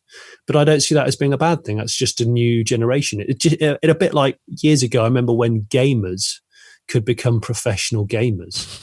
And I was like, what sorry, I don't understand. What, you get paid to play a game and show people how you play a game? I mean, that just sounds weird. And they're like, 10 million people watch me in my bedroom. Yeah, I'm clearly not the demographic for that, am I? But anyway, I was like, okay, well, in the same way that is a business and a career, I think is no problem with having a kind of EV hot rodding, EV tuning, and as long as EV motorsport rises, off the back of that, of course, will be tuning, the ability to modify and dick around with your car, really. And I applaud that. As long as people realise the dangers. EVs are, all the danger in an EV is invisible. Yeah. So high voltage battery packs scare the shit out of me. Yeah. Well, you're right, Sam. I mean, they scared the shit out of me. And when I was building my EV dragster, you had to constantly remember that the stuff you're looking at, if you press that bit with that bit, it could all go badly wrong. And so you're constantly not leaving metal tools lying around, wearing thick rubber gloves that go over your elbows, like the ones that vets use when they're putting their hand inside a cow's, you know what. And you've just got to be mindful, because it's not like an engine where there's stuff spinning and there's dangerous pulleys and heat. It's not like that. It's just an educational process. It is. And a lot of modern EVs are in sealed boxes. They're just sealed boxes anyway. So it's like the next thing. What do you think of all these sort of £2 million, £1 million hyper electric cars at the moment? That's a very interesting subject. What's weird is whenever I've driven one and put a video out on one, it's not actually been that popular. And I think the reason for that is because most of the interest in EVs is the real world stuff. You know, is there a 20 grand EV that's going to do 300 miles, that's going to save me loads of money for my family and just going to solve a lot of real world problems, versus here's a 2 million or £1 million electric car. It's only going to be bought by people who have that kind of disposable income anyway. So clearly they're going to have many other cars. They can have multiple houses, whatever, that kind of lifestyle. Do they really care? Well, I think the way I look at it, it's a halo project in the same way that you mentioned the Veyron and the 918 Spider. You know, the 918 Spider and the LaFerrari and the P1 McLaren, they all became the acceptable face of plug, and were all hybrid. I think that's what suddenly made hybrid acceptable to the petrol. I can't stand the term petrol head, but to the car fanatic, you know? Yeah. You know what I mean? It's suddenly meant that it was okay. It was okay to be into performance cars and see hybridization as being a friend, not a foe. And the same way with the Le Mans 24 hours, you know, they've been doing hybrids in Le Mans for years. So yeah, I suspect that there'll be niche for a very long time. I guess it's the trickle down effect of what they have. Yeah. What the R&D is, where it's going is where it's a little bit more important to me. But there's no doubt, you know, damn you, COVID-19, you stopped me from driving the Rimac C2 just before Geneva Motor Show. That's the only one I want to drive. Actually, I'd like to drive the Lotus. Yeah, the Lotus is fascinating. But Rimac, because basically they make all the other cars. Like, if we're honest, Mate, or I just kept calling him mate, is a very clever guy, and he was one of the people when I started building my EV dragster. He was a back shed, you know, EV enthusiast who made his BMW E30 into an EV and was drifting it around and doing a video on YouTube. And I was like, this guy knows what he's doing. Little did I realize he would become the voice of electric performance globally. But it's a great story. And the quality of the stuff that he puts out is just him and Christian Koenigsegg. I mean, those guys. That's the electric and the sort of combustion-y sides of it. Those two guys know what they're doing. The stuff the product they put out is just phenomenal. And whether you like or not, it's just amazing. I think they completely embarrass everyone else in that space, ignoring, like, you know, maybe Porsche or someone. But if you're building a hypercar at the moment, Those are the guys. Yeah. You don't go and get an electric hypercar from someone else other than Mate. And you probably don't spend more than €1 million or €2 million or whatever on a car from anyone else other than Christian, because you're just in a different millennium. Yeah. And that is born out of obsession. You look around a Koenigsegg, and a car like that, a product like that, cannot exist without obsession. It's and that's what makes it so fascinating, because it is every single aspect of a Koenigsegg is just. Yeah, it's one of the few supercars that I would actually like to own is a Koenigsegg. I've always, ever since, what was the first one? The CCX. CCX, maybe. Yeah, I remember when I first saw a right-hand drive CCX with those sort of Ninja Death Star style wheels. Yeah, I remember thinking massive gear stick. Massive gear stick. So it's got a gear stick that looks like a slightly phallic magician's wand, and but no massive exaggerated spoilers and winglets, but yet still looks tasteful and purposeful, and it's going to go quick because it wouldn't look like that. And I think that's what I loved about Koenigsegg, that and the fact that the logo was the ghost. Yeah. Do you remember it had the ghost? Yeah. Still does. Yeah, and I'm digging the ghost. I think it's great. One of the features of the Gemera, which is the new, well, they just brought out 2 unbelievable cars, but the Gemera that I sort of like get a little bit nerdy about and love is they've got heated and cooled cup holders. Yeah. Well, why has no one else done that, or has someone else done? I mean, Porsche's sort of done it in the fact of your cup holder goes in front of the air vent. Yeah, I've definitely been in a car with a heatable one, or various cars, but I can't remember if there's a cooling one. It's a good point. It's such a random thing.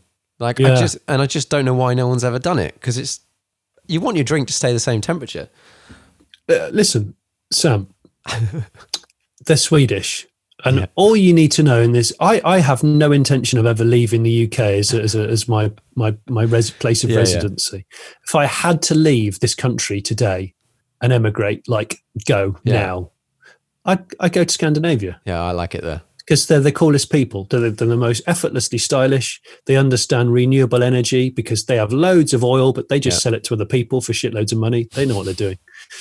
They all look great.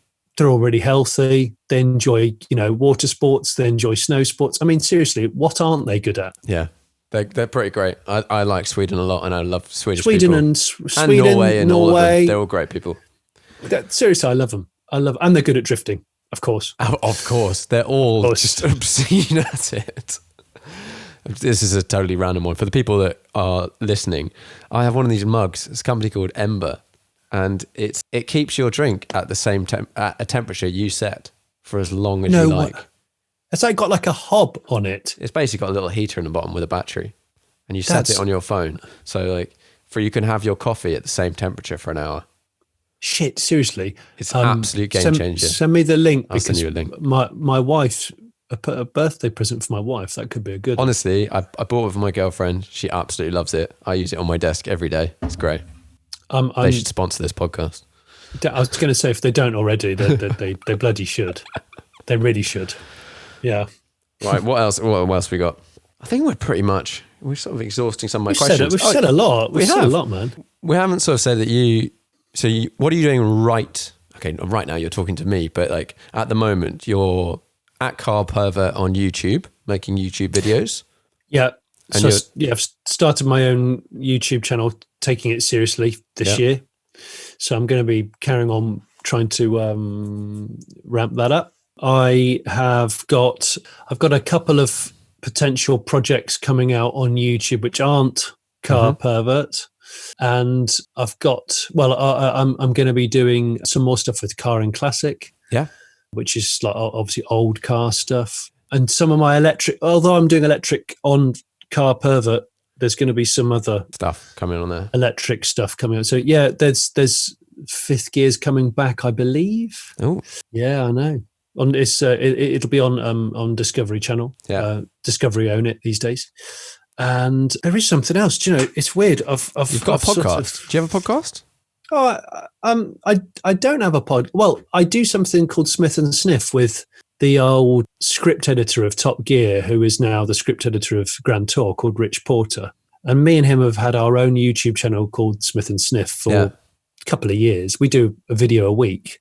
we've just started a podcast on that, and that's going to be a weekly thing as well, which is just two guys who sort of try and review a car, and if they're not reviewing the car, they're getting sidetracked and talking utter bobbins. I had quite a few people say they love, is it Smith and Sniff? Smith and Sniff, yeah. It's a bit weird, but at the same time, our backgrounds are motoring journalists, and Rich is an author as well. But so I like to think it is based on car know-how, but it does go off track. There's no doubt. That's the best. That's what people want to hear, to be honest. Right. Well, I normally wrap up these podcasts with 5 questions. So you ready for your questions? I'm as ready as I'm ever going to be. Yeah. First question. Do you have a most memorable driving trip or journey? Yeah, it would have been taking an Audi RS6 back to the Ingolstadt factory in about 2003. It was the twin turbo V8 one, and it was de-restricted. Nice. And as fast as I've ever driven on a public road. And it was on the Autobahn. It was 186. What was the top speed of that car? Well, we don't really know. I think I got to about 186, 188, and it was like, this feels like, it had a dog guard in the back. It felt like we were flying. And I outgunned a couple of guys, Spanish guys in a Ferrari, and they came up to me afterwards and was going like this. Yeah, nice. Yeah. So that was really memorable. That car. That was a proper rocket ship. Yeah. That was my first long distance RS Audi experience. So they look so cool, those. Top stance. Yeah, driving. We did a stint on Car Magazine where we daily drove a Caterham all year. Oof. And then we drove it to a race, raced it, and drove home. And I drove it in winter, and I have to say it was so much fun. It really made you concentrate. I remember every time I arrived at a destination, I was exhausted because I've been concentrating on stopping it from skidding around. I was, I had air in my face being forced into my face. And I suppose it's the closest I would get to, like you with the Radical, it's almost the closest you get to being a motorcycle rider. Yeah. But we would get to a race event, race the damn thing, try not to crash it, and then drive it home. And that was like old school motorsport. That's grassroots motorsport. You don't have a trailer. You don't have. No, I just had a tent in the car, a couple of spare tires, basic tool set, all strapped in the passenger seat, and the tonneau over the top. It was really, really good. And a Caterham, I think all Caterhams look rubbish, but they drive brilliantly. Amazing. They just drive so well. One of my favourite drives I've ever had was Caterham lent me a 310R for a couple of days. And I took it for a blat, and it was sort of being wet. And I just went down it was like some small country roads, and it was like slightly muddy, slightly wet. And honestly, I came back from driving for like 30 minutes, and I was like, okay, I need to just go and drive something else for a bit. Because you just get every roundabout, you're like, every corner, you just turn into a full-on hooligan. You do. But I did worry. I think it's one of those cars. I think it's one of those cars where you realise it gives you everything that you want. Yeah. If you had one of those in the garage and instead of a supercar, you thought, I'm just going to have a Caterham. It'll look the same as every other Caterham, but it's that raw feeling and the keeping you on your toes with your drivability. And there's some like consequences if you crash it. Now, I'm not necessarily an advocate of driving stuff just because it's dangerous or whatever. But when you drive something that feels a little bit dangerous, like if you hit something in a Caterham, you've got a problem.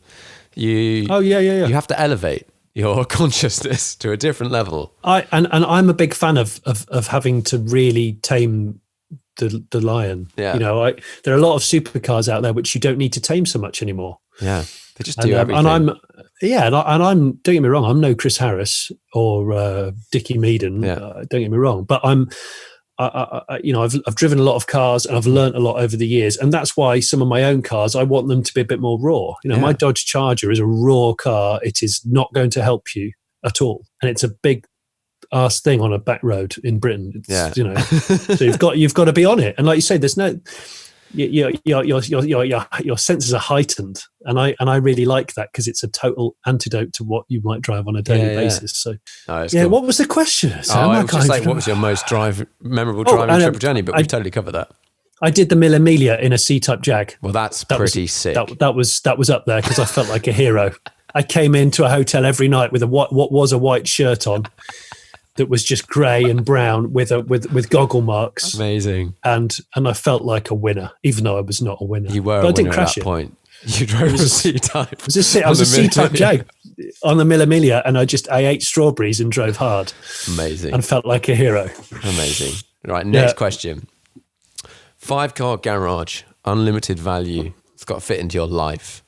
Shit. Okay, these ones are really hard. They change on a monthly basis, and that's okay. That's okay. Oh man. Okay. Daily driver.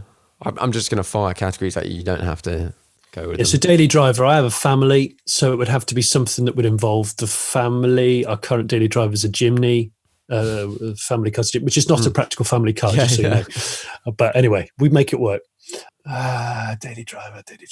Mine goes blank with all the cars. There's so many cars. Okay, all-time like Halo. I'd just love to have one of them.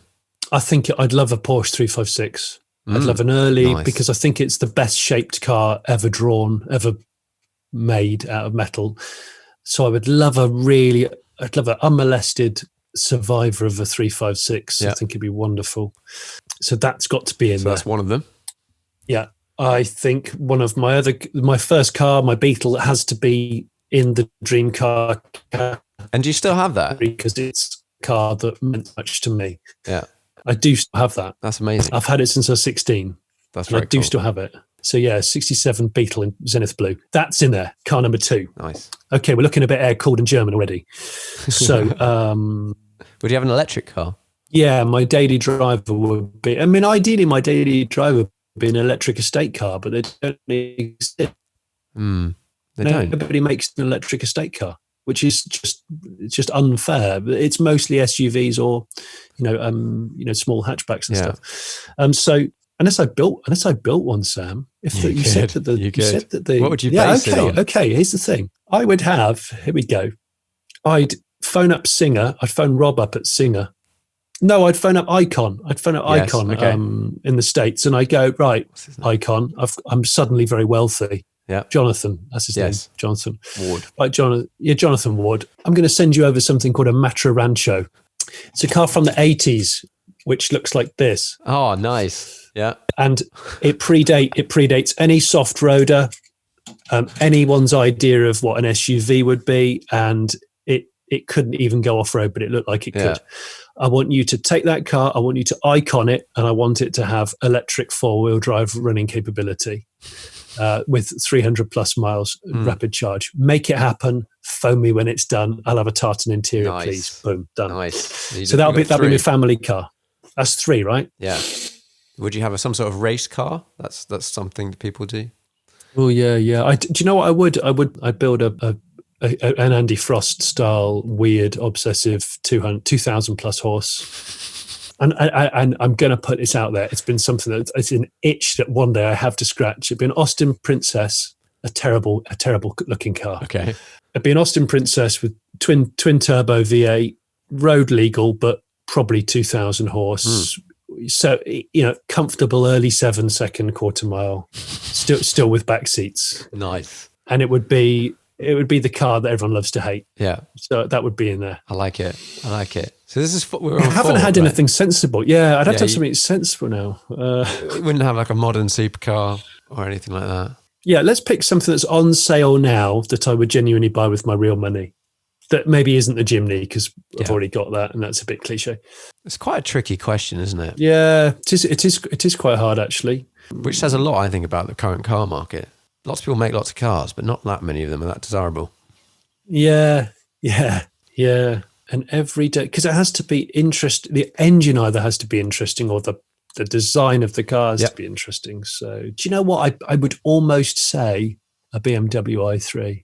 Oh, okay. Maybe. I mean, it's not a dream car. There's a car that I've always said, every time people ask me this, what's like the coolest car of all time? And I most of the time I go back to my top Trumps days of the 80s. It was called the Panther 6. You have to look it up. At the time, it claimed to be over 200 miles an hour, 6 wheels, color television. This was in the late 70s. Oh my God, look at this thing. Twin turbo 8.2 litre V8. And it looked like the interior looked like it was something out of a 1970s porno film set. and to this day, there's only two in existence, bear in mind, Sam. To this day, I keep saying, I want one of those. I would have one of those. Or I could remake one. Yeah. I could commission one of those or a TVR Speed 12. Oh. The TVR, again, another car past, which I was at the motor show when they launched that. When as a student. I wasn't an adult. Yeah. That car, I mean, as a TVR were on fire with their design back then. Yeah. I think a TVR Speed 12 would be something else. Yeah, that's a cool thing. I've been looking at Cigarises recently, not necessarily to buy, but I just keep coming back to them. They were one of the cars as I was like sort of growing up, and they were just kind of cool back then, and they're still damn cool now. They are cool. They're a flawed beast, but you know what? We like cars that are flawed because that's what gives them personality, and that's why you can like fix most stuff nowadays. Yeah. There are people out there that will rebuild a TVR and undo all of its badness. Yeah. Okay. Ready for the next question? Yeah. If you could only drive one car for the rest of your life, and there's a little caveat, you're allowed like a £500 beater on the side, so to put luggage in if you need to or whatever. But you got one car. Yeah. Shit, Sam. One car to drive for the rest of my life. Bloody hell. Okay. Gosh, man. really. No. What's the name of it? I'm trying to remember. It's a mad thing. Let me just look it up. I know I've got my phone on airplane mode. I think it's called it's an Intermecana. It's a like a Ferrari shooting brake looking thing. Okay. Oh shit! I'll have to find out its name. I'll text it to you. Okay. And I find it. Oh, I might be able to find it. It's either that or am I allowed to modify it? Yeah. Okay, Aston Lagonda EV converted. Ooh. And then my beater on the side would be, if we were going to go super thrifty, it'd be a bubble-shaped Micra because they're indestructible. You can't break a bubble-shaped Micra, 1 litre, 16 valve. Or I just have an old Merc. I used to have like a couple of 80s Mercs. Yeah. That you can't. They're easy to mend as well. Yeah, nice. Okay. So that. Next question. What's the most undervalued car at the moment? What do you think? Oh, they're like too cheap. They should be more. Okay. First two off the top of my head, Audi A2. Okay. Yeah. You can get a good condition Audi A2 for 600 quid. Yeah. I mean, it's an all aluminium car. It's so ahead of its time. It was ridiculous. Don't get a diesel one because they're shit. Get the petrol. And Rover P6. Rover P6 was like, people forget, was like when Rover were really good. Unpick the skin of a Rover P6 and it's an engineering tour de force. Oh. And you can still pick them up for like 2,000 quid. So for a top spec V8 Rover P6 would be lovely. I think people are snobby about Rovers, but that car's special. Those two are at the lower end. At the higher end, everyone goes mad for Mustangs, classic Mustangs. Just get a Mercury Cougar. It's the same car, but it looks more aggressive at the front. Yeah. And I think I think it's a cooler car. So get a late 60s Mercury Cougar. Mustangs are okay, but Mustangs are like CK1. You spray it on, it doesn't offend anyone, but at the same time, it's like it's not that different. Yeah. But you're talking to someone that drives a Dodge Charger, so like if you're going to get a Mustang, you might as well get something that's super angry. Yeah. Just get a Charger. Cool. Right. Yeah. Final question. What's the most interesting car to you at the moment? What are you Googling? What are you watching on YouTube? What are you reading about? Ooh. I mean, I suppose the Land Rover Defender's up there. I won't go into it, but I could have gone out to Namibia to drive it, and I turned it down because I had a paid job at the Geneva Motor Show. Yes. Geneva Motor Show got cancelled. The job got cancelled. They re-invited me out to Namibia and said, you'll have to fly out tomorrow morning. This was and I turned them down because we managed to negotiate me driving one Premier. Bond Premier gets cancelled. Yeah. So I've driven a Defender. Oh. So I think the Defender's the car of them because it's taken so long to replace it. And I think they've done a good job. I'm very interested in it. And I think they've done a pretty good job. I'm annoyed that they haven't launched with any kind of plug-in hybrid ability, which I think in this day and age you probably should have. Yeah. What I really want is that they take the I-Pace running gear, and they put it in, or they update it a little bit and put it in a Defender, because then suddenly you have a fully capable off-roader with, kind of guilt-free drivetrain. Yeah. And that turns me on, because that Jimny out there, I love, apart from the engine. The engine is disappointing.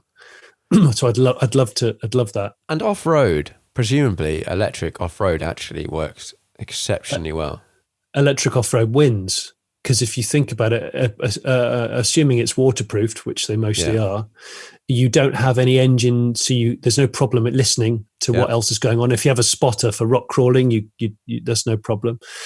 Instant torque, so you don't need to spool up a turbo or slip a clutch or whatever. No, exactly. Yeah, you don't need a snorkel. So there's so many advantages to EV off-roading, and that's something we're going to see more and more of. In fact, you know what? A car that I'd use every day, I want the forthcoming Rivian, the Rivian R1T. Do you know what? I've really seen the point of a pickup if you live in Rivian R1T. Has it all going on, all of it. It's incredible. That's going to be a car. That's why Land Rover need to put their ideas up and make an EV Defender on sale in the next 12 months. Because if they don't, Rivian will bury them. Yeah. I'm convinced of that. That's a cool thing. Yeah. Brilliant. Yeah, it's cool. Well, I've really enjoyed this. I hope it's not gone on too long. I hope we haven't bored people, man. I really hope not. I think that was good. We've ticked a casual 2 hours, 11 minutes. Gosh, that's a long video. It's quite a long time, isn't it? Podcast. Shit. No, if people are commuting by the time they listen to it, or if people are just trying to get to sleep, fine. I think the internet connection seems to be dying.